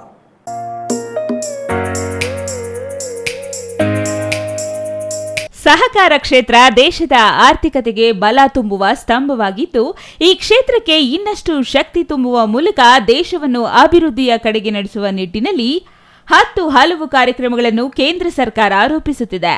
ಆದರೆ ಕರ್ನಾಟಕ ರಾಜ್ಯ ಸರ್ಕಾರ ಸಹಕಾರಿಗಳ ಹಾಗೂ ಸಹಕಾರ ಸಂಘಗಳ ಹಿತಾಸಕ್ತಿ ವಿರುದ್ಧವಾಗಿ ಕಾನೂನು ತರಲು ಹೊರಟಿದೆ ಎಂದು ರಾಜ್ಯ ಬಿಜೆಪಿ ಸಹಕಾರ ಪ್ರಕೋಷ್ಠದ ಸದಸ್ಯ ಓಬದೇನಹಳ್ಳಿ ಕೆ ಮುನಿಯಪ್ಪ ತಿಳಿಸಿದರು. ದೊಡ್ಡಬಳ್ಳಾಪುರ ನಗರದ ಪ್ರವಾಸಿ ಮಂದಿರದಲ್ಲಿ ನಡೆದ ಸುದ್ದಿಗೋಷ್ಠಿಯಲ್ಲಿ ಅವರು ಮಾತನಾಡಿದರು. ದೇಶದ ಎಲ್ಲ ಸಹಕಾರಿಗಳ ಬಹುದಿನಗಳ ಕನಸು ಕೇಂದ್ರ ಸಹಕಾರ ಸಚಿವಾಲಯ ಸ್ಥಾಪನೆ. ಈ ಕನಸನ್ನು ನರೇಂದ್ರ ಮೋದಿ ನೇತೃತ್ವದ ಕೇಂದ್ರ ಸರ್ಕಾರ ಜುಲೈ 6ರಂದು ಸಾಕಾರಗೊಳಿಸಿದೆ.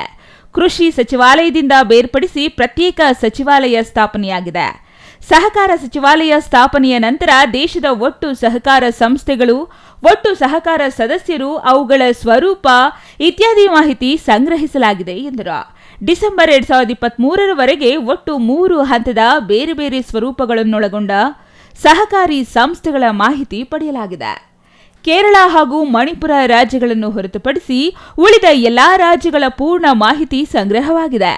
ದೇಶಕ್ಕೆ ಸ್ವಾತಂತ್ರ್ಯ ಬಂದ ನಂತರ ಮೊದಲ ಬಾರಿಗೆ ಈ ಅಂಕಿ ಅಂಶಗಳು ಲಭ್ಯವಾಗಿದೆ ಎಂದರು. ರಾಜ್ಯದ ಎಲ್ಲಾ ಹಂತದ ಸಹಕಾರಿಗಳಲ್ಲಿ ಆತಂಕವೆಂದರೆ ಸಹಕಾರಿ ಕ್ಷೇತ್ರ ಕಾಂಗ್ರೆಸ್ ಕಾರ್ಯಕರ್ತರ ನಿರಾಶ್ರಿತರ ಗಂಜಿ ಕೇಂದ್ರವಾಗಬಾರದೆಂಬುದು. ಭಾರತೀಯ ಜನತಾ ಪಾರ್ಟಿ ಸಹಕಾರ ಪ್ರಕೋಷ್ಠದಿಂದ ಈ ನಿಯಂತ್ರಣ ಹೇರುವ ಬಿಲ್ಲನ್ನು ತೀವ್ರವಾಗಿ ಖಂಡಿಸುತ್ತೇವೆ. ಎಲ್ಲ ಸಹಕಾರಿಗಳ ಪರವಾಗಿ ಈ ಬಿಲ್ಲನ್ನು ತರಕೂಡದೆಂದು ಸರ್ಕಾರಕ್ಕೆ ಆಗ್ರಹಿಸುತ್ತೇವೆ. ಸರ್ಕಾರದ ಹಸ್ತಕ್ಷೇಪ ಹಾಗೂ ವಿರೋಧಿ ಬಿಲ್ಲಿನ ವಿರುದ್ಧ ರಾಜ್ಯಾದ್ಯಂತ ಹೋರಾಟ ಮಾಡಲಾಗುವುದು ಎಂದು ಎಚ್ಚರಿಸಿದರು. ಇವತ್ತು VSSN ಇರ್ಬೋದು, ಬೇರೆ ಬೇರೆ ಕ್ಷೇತ್ರಗಳಲ್ಲಿರ್ಬೋದು, ಅಲ್ಲಿ ಏನು ಮಾಡ್ತಾರೆ, ಚುನಾಯಿತ ಪ್ರತಿನಿಧಿಗಳಾಗ್ತಾರೆ. ಅಲ್ಲಿನ ಎಲ್ಲ ಆಗುವಗಳು ಅವ್ರಿಗೆ ಕೂಲಂಕುಷವಾಗಿ ಗೊತ್ತಿರ್ತದೆ. ಇದು ರಾಜಕೀಯ ಪ್ರೇರಿತವಾಗಿ ಏನು ಮಾಡಿದ್ದಾರೆ ಅಂತಂದರೆ, ಇವತ್ತು ಒಂದಷ್ಟು 3-4 ಜನ ನಾಮಿನೇಷನ್ ನಿರ್ದೇಶಕಗಳನ್ನು ಆಯ್ಕೆ ಮಾಡಿ ಅದಕ್ಕೆ ಕಳಿಸೋವಂಥದ್ದು, ಅವ್ರಿಗೆ ವೋಟಿನ ಹಕ್ಕು ಕೊಡೋವಂಥದ್ದು. ಆ ಮುಖೇನ ಯಾರೋ ಈಗ ಉದಾಹರಣೆ 9 ಜನದಲ್ಲಿ 5 ಜನ ಒಬ್ರು ಗೆದ್ದಿರ್ತಾರೆ, ಒಂದು ಕಡೆ ಇನ್ನೊಂದು 4 ಜನ ಗೆದ್ದಿರ್ತಾರೆ. ಅಂಥ ಸಂದರ್ಭದಲ್ಲಿ ಸರ್ಕಾರ ಏನು 3-4 ಜನ ಅಪಾಯಿಂಟ್ ಮಾಡ್ತಾರೆ, ಅವ್ರಿಗೂ ಸಹ ವೋಟ್ನ ಹಕ್ಕು ಕೊಡೋದ್ರ ಮುಖಾಂತರ, ಅಥವಾ ಒಂದು ಕೇವಲ 3 ಜನ ಗೆದ್ದಿರ್ತಾರೆ, ಒಂದು ಕಡೆ 6 ಜನ ಗೆದ್ದಿರ್ತಾರೆ. 3 ಜನ ಜೊತೆಗೆ ಇನ್ನೊಂದು 3-4 ಜನ ಸೇರಿಸಿ ಏನು ಚುನಾವಣೆಯ ಒಂದು ನೀತಿಗಳಿದೆ ಅದನ್ನು ಬುಡಮೇಲು ಮಾಡುವಂಥ ಕೆಲಸಕ್ಕೆ ಇವತ್ತು ಕಾಂಗ್ರೆಸ್ ಸರ್ಕಾರ ಕೈ ಹಾಕಿದೆ. Mahesh, CTV news, Doddaballapura.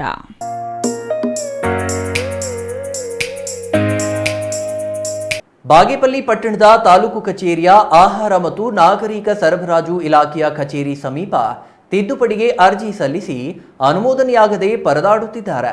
ಪಡಿತರ ಚೀಟಿ ತಿದ್ದುಪಡಿಗೆ ಸರ್ಕಾರ ಜುಲೈ ತಿಂಗಳ ಕೊನೆಯವರೆಗೂ ಅವಕಾಶ ಕಲ್ಪಿಸಿದೆ.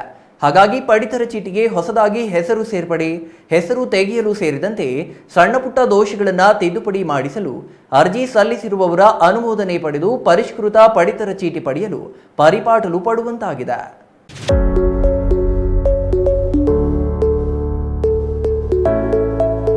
ಪಡಿತರ ಚೀಟಿ ತಿದ್ದುಪಡಿಗೆ ಸರ್ಕಾರ ಜುಲೈ ತಿಂಗಳ ಕೊನೆಯವರೆಗೂ ಅವಕಾಶ ಕಲ್ಪಿಸಿದೆ. ಹಾಗಾಗಿ ಪಡಿತರ ಚೀಟಿಗೆ ಹೊಸದಾಗಿ ಹೆಸರು ಸೇರ್ಪಡೆ, ತೆಗೆಯಲು ಸೇರಿದಂತೆ ಸಣ್ಣಪುಟ್ಟ ದೋಷಗಳನ್ನು ತಿದ್ದುಪಡಿ ಮಾಡಿಸಲು ಅರ್ಜಿ ಸಲ್ಲಿಸುವವರ ಅನುಮೋದನೆ ಪಡೆದು ಪರಿಷ್ಕೃತ ಪಡಿತರ ಚೀಟಿ ಪಡೆಯಲು ಪರಿಪಾಟಲು ಪಡುವಂತಾಗಿದೆ.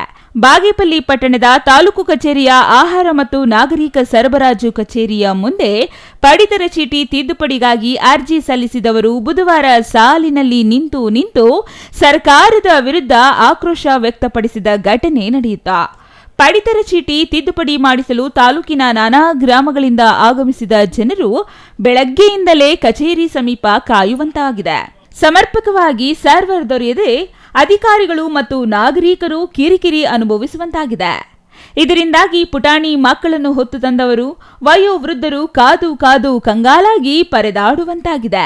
ಜೊತೆಗೆ ಗ್ರಾಮೀಣ ಭಾಗದಿಂದ ಬಂದವರು ಕೂಲಿ ಕೆಲಸ ಮತ್ತಿತರ ಕೆಲಸಗಳನ್ನು ಬಿಟ್ಟು ಬಂದಿರುತ್ತಾರೆ. ತಿದ್ದುಪಡಿಗೆ ಒಳಪಡಿಸಿದ ಪಡಿತರ ಚೀಟಿಯನ್ನು ಪಡೆಯಲು ಅನುಮೋದನೆಗೆ ಸರ್ವರ್ ಸಮಸ್ಯೆಯಿಂದ ಊಟ ನೀರು ಇಲ್ಲದೆ ಬೆಳಗ್ಗೆಯಿಂದ ಸಂಜೆಯವರೆಗೂ ಕಾಯುವಂತಾಗಿದೆ. ಬಾಗೇಪಲ್ಲಿ ತಾಲೂಕು ಆಹಾರ ನಿರೀಕ್ಷಕ ಪ್ರಭಾಕರ್ ಮಾತನಾಡಿ, ಪಡಿತರ ಚೀಟಿ ತಿದ್ದುಪಡಿಗೆ ಅರ್ಜಿ ಸಲ್ಲಿಸಿದವರಿಗೆ ಅನುಮೋದನೆ ಕೊಡಲು ಸರ್ವರ್ ಸಮಸ್ಯೆಯಾಗಿದೆ. ಹಾಗಾಗಿ ಸಕಾಲದಲ್ಲಿ ಸಮಸ್ಯೆ ಪರಿಹರಿಸಲು ಸಾಧ್ಯವಾಗುತ್ತಿಲ್ಲ. ನಾನು ಮೇಲಾಧಿಕಾರಿಗಳಿಗೂ ತಿಳಿಸಲಾಗಿದೆ. ಸಮಸ್ಯೆಯನ್ನು ಶೀಘ್ರದಲ್ಲೇ ಪರಿಹಾರ ಮಾಡಲಾಗುತ್ತದೆ. ಸರ್ವರ್ ಸಮಸ್ಯೆ ಬಗೆಹರಿದ ಕೂಡಲೇ ಎಲ್ಲ ಅರ್ಜಿಗಳ ಅನುಮೋದನೆ ನೀಡಲಾಗುತ್ತದೆ. ಅದಕ್ಕೂ ಸಮಯಾವಕಾಶವೂ ಇದೆ. ಸಾರ್ವಜನಿಕರಿಗೆ ಎಷ್ಟೇ ಹೇಳಿದರೂ ಕಚೇರಿ ಮುಂದೆ ಕಾಯುತ್ತಿದ್ದಾರೆ. ಸಮಸ್ಯೆಯನ್ನು ಶೀಘ್ರದಲ್ಲಿ ಪರಿಹಾರ ಮಾಡಲಾಗುತ್ತದೆ ಎಂದು ತಿಳಿಸಿದರು. ಇದು GST ತಿದ್ದುಪಡಿಗಳಿಗೆ ಸೇರ್ಪಡೆಗೆಲ್ಲ ಬಿಟ್ಟಿದ್ದಾರೆ. ಬಿಟ್ಟಿದ್ದಾರೆ, ಬಟ್ ಇಶ್ಯೂಸ್ ರೇಷನ್ ಎಲ್ಲ ಇಶ್ಯೂ ಇದೆ. ಅದನ್ನು ಸ್ವಲ್ಪ ಸುಲಭವಾಗಿ ಆಗ್ತಾ ಇರೋ ಕೆಲಸ ಸ್ವಲ್ಪ ನಿಧಾನ ಆಗ್ತಿದೆ. ಇದು 31 ಆದಮೇಲೆ ಮತ್ತೆ ಮೋಸ್ಟ್ಲಿ 1ನೇ ತಾರೀಕು ಬಿಡ್ತಾ ಎಕ್ಸ್ಟೆಂಡ್ ಮಾಡ್ತಾರೆ. ಆ ಟೈಮಲ್ಲಿ ಫ್ರೀ ಆಗುತ್ತೆ, ಎಲ್ಲ ಕ್ಲಿಯರ್ ಆಗುತ್ತೆ. ಇರೋ ಅಪ್ಲಿಕೇಶನ್ಸ್ ಎಲ್ಲ ಕ್ಲಿಯರ್ ಮಾಡ್ತೀವಿ. ಹೋಗಿ ನೀವು ನೆಸಿಟಿ ಇಲ್ಲ, ಅದು ನೀವು ಕಾರ್ಡ್ ಅಲ್ಲೇ ಪ್ರಿಂಟ್ ತಗೋಬೋದು ಅಂತ ಹೇಳ್ಬಿಟ್ಟು ಅವ್ರಿಗೇನೋ ಒಂದು ಈಗಲೇ ಇಮಿಡಿಯೇಟ್ ಬೇಕು ಅಂತ ಹೇಳ್ಬಿಟ್ಟು ಎಲ್ಲ ಕೊಡ್ತಾರೆ ಕಾರ್ಡ್. ಬಟ್ ಯಾವಾಗ ತಗೋಬೋದು, ಒಂದು ನಾವು ಅಪ್ರೂವ್ ಮಾಡ್ಕೊಡ್ತೀವಿ. ಅದು ಸರ್ವ ಫ್ರೀ ಇದ್ದರೆ ಇರೋ ಅಪ್ಲಿಕೇಶನ್ ಎಲ್ಲ ಒಡ್ಡೆಯಲ್ಲಿ ಮುಗಿಸಾಕ್ತೀವಿ. Ganesh R, CTV news, Bagepalli.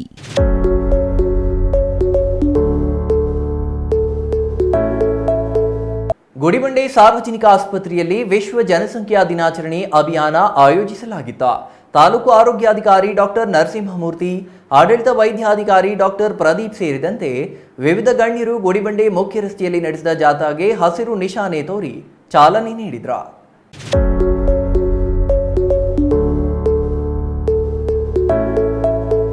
Gudibande ಸಾರ್ವಜನಿಕ ಆಸ್ಪತ್ರೆಯಲ್ಲಿ ವಿಶ್ವ ಜನಸಂಖ್ಯಾ ದಿನಾಚರಣೆ ಅಭಿಯಾನ ಆಯೋಜಿಸಲಾಗಿತ್ತು. ತಾಲೂಕು ಆರೋಗ್ಯಾಧಿಕಾರಿ ಡಾಕ್ಟರ್ ನರಸಿಂಹಮೂರ್ತಿ, ಆಡಳಿತ ವೈದ್ಯಾಧಿಕಾರಿ ಡಾಕ್ಟರ್ ಪ್ರದೀಪ್ ಸೇರಿದಂತೆ ವಿವಿಧ ಗಣ್ಯರು ಗುಡಿಬಂಡೆ ಮುಖ್ಯ ರಸ್ತೆಯಲ್ಲಿ ನಡೆಸಿದ ಜಾಥಾಗೆ ಹಸಿರು ನಿಶಾನೆ ತೋರಿ ಚಾಲನೆ ನೀಡಿದ್ರು. ಸರ್ಕಾರಿ ಆಸ್ಪತ್ರೆಯ ಸಭಾಂಗಣದಲ್ಲಿ ನಡೆಸಿದ ವೇದಿಕೆ ಕಾರ್ಯಕ್ರಮವನ್ನು ಗಣ್ಯರು ಉದ್ಘಾಟಿಸಿದ್ರು.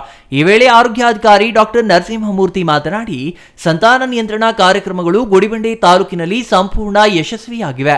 ಈ ಸಾಧನೆಗೆ ಸರ್ಕಾರ, ಜನಪ್ರತಿನಿಧಿಗಳ ಜೊತೆಗೆ ಆರೋಗ್ಯ ಸಿಬ್ಬಂದಿ ಹಾಗೂ ಆಶಾ ಕಾರ್ಯಕರ್ತೆಯರ ಸಾಮೂಹಿಕ ಸಹಕಾರ ಮುಖ್ಯ ಪಾತ್ರ ವಹಿಸಿದೆ ಎಂದರು. ಕುಟುಂಬ ಕಲ್ಯಾಣಾಧಿಕಾರಿ ಚಂದ್ರಶೇಖರ್ ಮಾತನಾಡಿ, ಜನಸಂಖ್ಯಾ ನಿಯಂತ್ರಣದ ಕುರಿತು ಪ್ರಯತ್ನಗಳು ಅರ್ಥಪೂರ್ಣ ಹಾಗೂ ಧ್ಯೇಯದಿಂದ ಕೂಡಿರಬೇಕು. ಅವು ಕೇವಲ ವೇದಿಕೆ ಕಾರ್ಯಕ್ರಮಗಳಾಗಬಾರದು ಎಂದರು. ಆರೋಗ್ಯ ರಕ್ಷಾ ಸಮಿತಿ ಸದಸ್ಯ ಕೃಷ್ಣೇಗೌಡ, ಜನಸಂಖ್ಯೆ ಹೆಚ್ಚಳದಿಂದ ದೇಶದಲ್ಲಿ ಆಗಬಹುದಾದ ಸಂಕಷ್ಟಗಳ ಕುರಿತು ಅರಿವು ಮೂಡಿಸಿದರು. ಬುಲೆಟ್ ಶ್ರೀನಿವಾಸ್, ನಿರ್ಮಲಮ್ಮ, ಮಕ್ಕಳ ತಜ್ಞ ಡಾಕ್ಟರ್ ವಿಜಯ್ ಕುಮಾರ್ ಮಾತನಾಡಿದರು. ಇನ್ನು ಈ ಸಂದರ್ಭದಲ್ಲಿ ತಾಲೂಕು ಆರೋಗ್ಯಾಧಿಕಾರಿ ಡಾಕ್ಟರ್ ನರಸಿಂಹಮೂರ್ತಿ, ಆಡಳಿತ ವೈದ್ಯಾಧಿಕಾರಿ ಡಾಕ್ಟರ್ ಪ್ರದೀಪ್, ಕುಟುಂಬ ಕಲ್ಯಾಣಾಧಿಕಾರಿ ಚಂದ್ರಶೇಖರ್, ಮಕ್ಕಳ ತಜ್ಞ ಡಾಕ್ಟರ್ ವಿಜಯ್ ಕುಮಾರ್, ಆರೋಗ್ಯ ನಿರೀಕ್ಷಣಾಧಿಕಾರಿ ನರಸಿಂಹಯ್ಯ, ಆರೋಗ್ಯ ರಕ್ಷಾ ಸಮಿತಿ ಸದಸ್ಯ ಬುಲೆಟ್ ಶ್ರೀನಿವಾಸ್, ಕೃಷ್ಣೇಗೌಡ, ರೆಹಮತುಲ್ಲಾ ಖಾನ್, ನಿರ್ಮಲಮ್ಮ, ಶ್ರೀನಿವಾಸ ಗಾಂಧಿ, ನಾಗರಾಜ್, ಮುಬಾರಕ್ ತಹಸೀನ್ ಇನ್ನೂ ಹಲವರು ಹಾಜರಿದ್ದರು. Satish Babu, CTV news, Gudibande.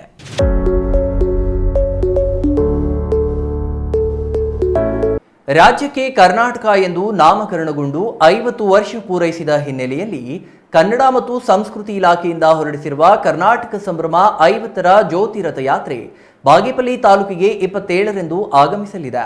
ತಾಲೂಕು ಆಡಳಿತ ಹಾಗೂ ಕನ್ನಡ ಸಂಘ ಸಂಸ್ಥೆ ಸಾಹಿತ್ಯ ಪರಿಷತ್ತಿನಿಂದ ವಿಜೃಂಭಣೆಯಿಂದ ಪೂರ್ಣಕುಂಭ ಮೂಲಕ ಸ್ವಾಗತಿಸಲು ತಹಸೀಲ್ದಾರ್ ಮನೀಶ್ ಶಾ ಮಹೇಶ್ ಪತ್ರಿ ಸೂಚನೆ ನೀಡಿದ್ದಾರೆ.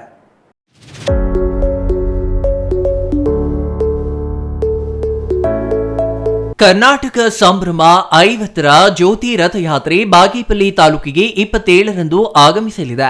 ತಾಲೂಕು ಆಡಳಿತ ಹಾಗೂ ಕನ್ನಡ ಸಂಘ ಸಂಸ್ಥೆ ಸಾಹಿತ್ಯ ಪರಿಷತ್ತಿನಿಂದ ವಿಜೃಂಭಣೆಯಿಂದ ಪೂರ್ಣಕುಂಭ ಮೂಲಕ ಸ್ವಾಗತಿಸಲು ತಹಸೀಲ್ದಾರ್ ಮನೀಷಾ ಮಹೇಶ್ ಪತ್ರಿ ಹೇಳಿದ್ರು.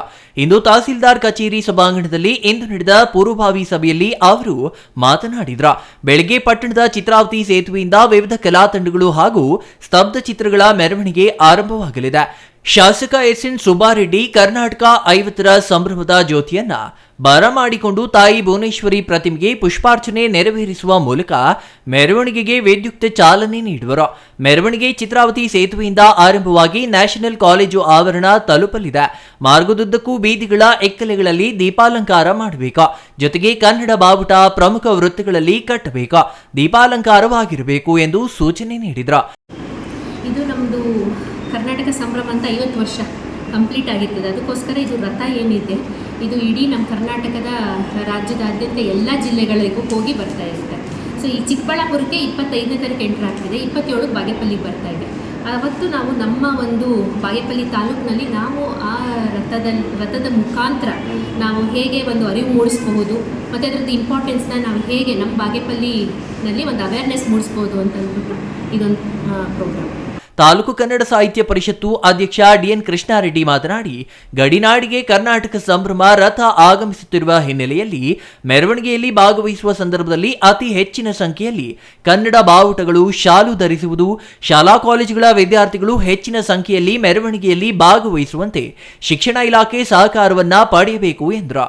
ಇನ್ನು ಇದೇ ಸಂದರ್ಭದಲ್ಲಿ ಶಿಕ್ಷಣ ಇಲಾಖೆ ಶಿಕ್ಷಣ ಸಂಯೋಜಕ ಆರ್ ವೆಂಕಟರಾಮ್, ರೇಷ್ಮೆ ಕೃಷಿ ನಿರ್ದೇಶಕ ಚಿನ್ನಕೈವ ರಾಮಯ್ಯ ಹಾಗೂ ವಿವಿಧ ಇಲಾಖೆ ಅಧಿಕಾರಿಗಳು ಹಾಜರಿದ್ದರು. Ganesh, CTV news, Bagepalli.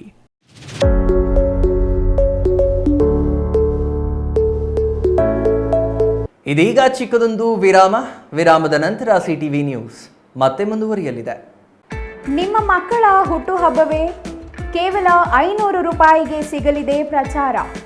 ವಿವಾಹ, ವಾರ್ಷಿಕೋತ್ಸವ, ನಾಮಕರಣ, ಗೃಹ ಪ್ರವೇಶ, ಶುಭ ಕಾರ್ಯ ಯಾವುದೇ ಇರಲಿ ನಾವು ನೀಡ್ತೀವಿ ಪ್ರಚಾರ. ಸುದ್ದಿ ಸಮಯದಲ್ಲಾದರೆ 1,000, ಇತರೆ ಸಮಯದಲ್ಲಿ ಕೇವಲ 500 ರೂಪಾಯಿಯಲ್ಲಿಯೇ ಪ್ರಚಾರ. ನಿಮ್ಮ ಸಿಟಿವಿ ನ್ಯೂಸ್ನಲ್ಲಿ ಅತಿ ಕಡಿಮೆ ಬೆಲೆ, ಹೆಚ್ಚಿನ ಪ್ರಚಾರ. 2 ದಿನದ ಮುಂಚಿತವಾಗಿ ಮಾಹಿತಿ ಕಳುಹಿಸಿ. ಕೂಡಲೇ ಸಂಪರ್ಕಿಸಿ 9916317028. ಮತ್ತೊಂದು ಸಂಖ್ಯೆ 9535611141. ರಾಮೋಸ್ ಫರ್ನಿಚರ್ ಪ್ಯಾರಡೈಸ್, ರಾಗ ಬಿಲ್ಡಿಂಗ್, ಬಿಬಿ ರಸ್ತೆ, ಚಿಕ್ಕಬಳ್ಳಾಪುರ. ನಮ್ಮ ಸಂಸ್ಥೆಯು 1994ರಿಂದ ಚಿಕ್ಕಬಳ್ಳಾಪುರ ಜಿಲ್ಲಾದ್ಯಂತ ಗ್ರಾಹಕರ ಬೇಡಿಕೆಗಳಿಗೆ ಅನುಗುಣವಾಗಿ ಗುಣಮಟ್ಟದಲ್ಲಿ ಯಾವುದೇ ರಾಜಿ ಇಲ್ಲದೆ ಉತ್ತಮ ಸೇವೆಯನ್ನ ಸಲ್ಲಿಸುತ್ತಾ ಬಂದಿದೆ. ನಮ್ಮಲ್ಲಿ ಆಕರ್ಷಕ ಕಲಾತ್ಮಕ ವಿನ್ಯಾಸಗಳುಳ್ಳ ವಿವಿಧ ಮಾದರಿಯ ಗೃಹಾಲಂಕಾರ teak wood furnitures, sofa set, dining tables, leather sofa set, office furnitures ಮತ್ತು ಬೆಡ್ರೂಮ್ ವಾರ್ಡ್ರೋಬ್ಸ್ ಅಂಡ್ ಕಾಟ್ಸ್ ಮತ್ತು ಇಟಾಲಿಯನ್ ಕಿಚನ್ ಮತ್ತು ನಿಮ್ಮ ಮನೆಯ ಎಲ್ಲ ಇಂಟೀರಿಯರ್ ಡಿಸೈನ್ ಅನ್ನ ನಿಮ್ಮ ಮನಸ್ಸಿಗೊಪ್ಪುವಂತೆ ಕೇವಲ 15 ದಿನಗಳಲ್ಲಿ ಮಾಡಿಕೊಡಲಾಗುತ್ತದೆ. ಜರ್ಮನ್ ಯಂತ್ರೋಪಕರಣಗಳಿಂದ ಕೂಡಿದ ಸ್ವಂತ ಫ್ಯಾಕ್ಟರಿಯನ್ನ ಹೊಂದಿದ್ದು ಎಲ್ಲ ರೀತಿಯ ಗ್ರಾಹಕರ ಕೈಗೆಟುಕುವ ಬೆಲೆಗಳಿಗೆ ತಕ್ಕಂತೆ ಫರ್ನಿಚರ್ಸ್ ಹಾಗೂ ಇಂಟೀರಿಯರ್ ಅನ್ನ ಮಾಡಿಕೊಡಲಾಗುತ್ತದೆ. ಇನ್ನೇಕೆ ತಡ, ಹಿಂದೆ ಭೇಟಿ ಕೊಡಿ. ರಾಮೋಸ್ ಫರ್ನಿಚರ್ಸ್ ಪ್ಯಾರಡೈಸ್, ರಾಗ ಬಿಲ್ಡಿಂಗ್, ಬಿಬಿ ರಸ್ತೆ, ಚಿಕ್ಕಬಳ್ಳಾಪುರ. ವಿರಾಮದ ನಂತರ ಸಿಟಿವಿ ನ್ಯೂಸ್ಗೆ ಮತ್ತೆ ಸ್ವಾಗತ. ಇದೀಗ ಸಂಕ್ಷಿಪ್ತ ಸುದ್ದಿಗಳು. ಕಳೆದ ಹಲವು ದಿನಗಳಿಂದ ಸುರಿಯುತ್ತಿರುವ ಮಳೆಗೆ ಬೀದರ್ ತಾಲೂಕಿನ ಬಗದಲ್, ಕಾಡವಾದ, ಕಮಠಾಣ ಸೇರಿದಂತೆ ಕಮಠಾಣ ಹೋಬಳಿಯ ಹಲವೆಡೆ ಬೆಳೆಗಳು ಜಲಾವೃತಗೊಂಡಿವೆ. ಮಳೆಯಿಂದ ರೈತರು ಸಂಕಷ್ಟದಲ್ಲಿ ಸಿಲುಕಿದ್ದಾರೆ. ಜಮೀನಿನಲ್ಲಿ ಬೆಳೆಗಳು ಜಲಾವೃತಗೊಂಡು ನಷ್ಟ ಅನುಭವಿಸುವಂತಾಗಿದೆ. ಹೊಲದಲ್ಲಿ ಬೆಳೆಗಳು ಕೊಳೆಯುವ ಸ್ಥಿತಿಗೆ ತಲುಪಿವೆ. ಮುಳುಗಿದ ಬೆಳೆ ತೆಗೆದು ಬೇರೆ ಬೆಳೆ ಮಾಡುವುದಕ್ಕೂ ಅವಕಾಶ ಇಲ್ಲದಂತಾಗಿದೆ ಎಂದು ರೈತರು ಅಳಲು ತೋಡಿಕೊಂಡಿದ್ದಾರೆ. ಸೋಯಾ, ಉದ್ದು, ಹೆಸರು ಬೇಳೆ, ತೊಗರಿ ಸೇರಿದಂತೆ ವಿವಿಧ ಮುಂಗಾರು ಬೆಳೆ ಜಲಾವೃತವಾಗಿದ್ದು ರೈತರು ಸಂಕಷ್ಟಕ್ಕೆ ಸಿಲುಕಿದ್ದಾರೆ. ಸುಮಾರು 1 ಎಕರೆ ಹೊಲಕ್ಕೆ ಬಿತ್ತನೆ ಮಾಡಲು ಕನಿಷ್ಠ 30 ರಿಂದ 40 ಸಾವಿರ ವೆಚ್ಚವಾಗಲಿದ್ದು ಮಳೆಯಿಂದ ರೈತರು ನಷ್ಟ ಅನುಭವಿಸುವ ಸ್ಥಿತಿ ನಿರ್ಮಾಣವಾಗಿದೆ. ಸಂಬಂಧಪಟ್ಟ ಅಧಿಕಾರಿಗಳು ಸ್ಥಳಕ್ಕೆ ಭೇಟಿ ನೀಡಿ ಸರ್ಕಾರದಿಂದ ಪರಿಹಾರ ನೀಡಲು ಮುಂದಾಗಲಿ ಎಂದು ಬೆಳೆ ನಷ್ಟಕ್ಕೆ ಒಳಗಾದ ರೈತರು ಕೋರಿದ್ದಾರೆ.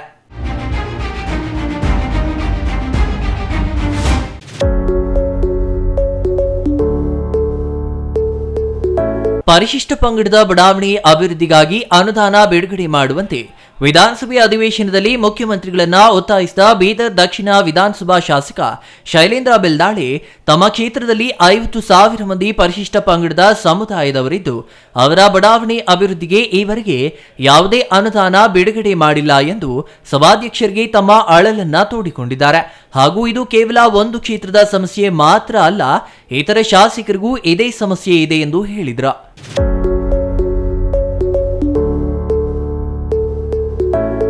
ಕೊನೆಯದಾಗಿ ಮತ್ತೊಮ್ಮೆ ಮುಖ್ಯಾಂಶಗಳು.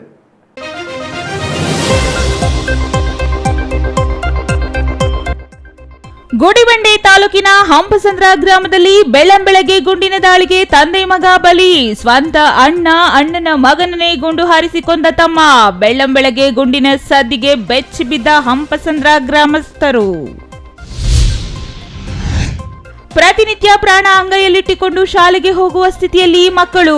ಒಂದೇ ಬಸ್ನಲ್ಲಿ 120ಕ್ಕೂ ಹೆಚ್ಚು ವಿದ್ಯಾರ್ಥಿಗಳ ಪ್ರಯಾಣ. ಹೆಚ್ಚಿನ ಬಸ್ಗಾಗಿ ಮನವಿ ಕೊಟ್ಟರೂ ಸ್ಪಂದಿಸಿದ ಕೆಎಸ್ಆರ್ಟಿಸಿ ಅಧಿಕಾರಿಗಳು, ಜನಪ್ರತಿನಿಧಿಗಳು. ಕೆವಿ ಕ್ಯಾಂಪಸ್ನಲ್ಲಿ ನೂತನ ದಾಖಲೆ ಬರೆದ ರಕ್ತ ಸಂಗ್ರಹ. 2,000 ಯೂನಿಟ್ಗೂ ಅಧಿಕ ರಕ್ತ ಸಂಗ್ರಹ ಮಾಡುವ ಮೂಲಕ ರಾಜ್ಯದಲ್ಲಿಯೇ ಮೊದಲ ಸ್ಥಾನಕ್ಕೇರಿದ ಕೆವಿ ಶಿಕ್ಷಣ ಸಂಸ್ಥೆಗಳು.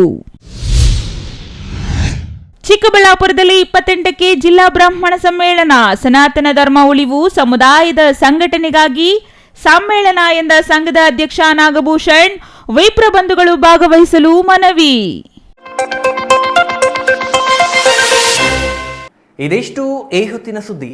ನೋಡ್ತಾ ಇರಿ ಸಿಟಿವಿ ನ್ಯೂಸ್, ಇದು ನಿಮ್ಮ ಜೊತೆಗಾರ.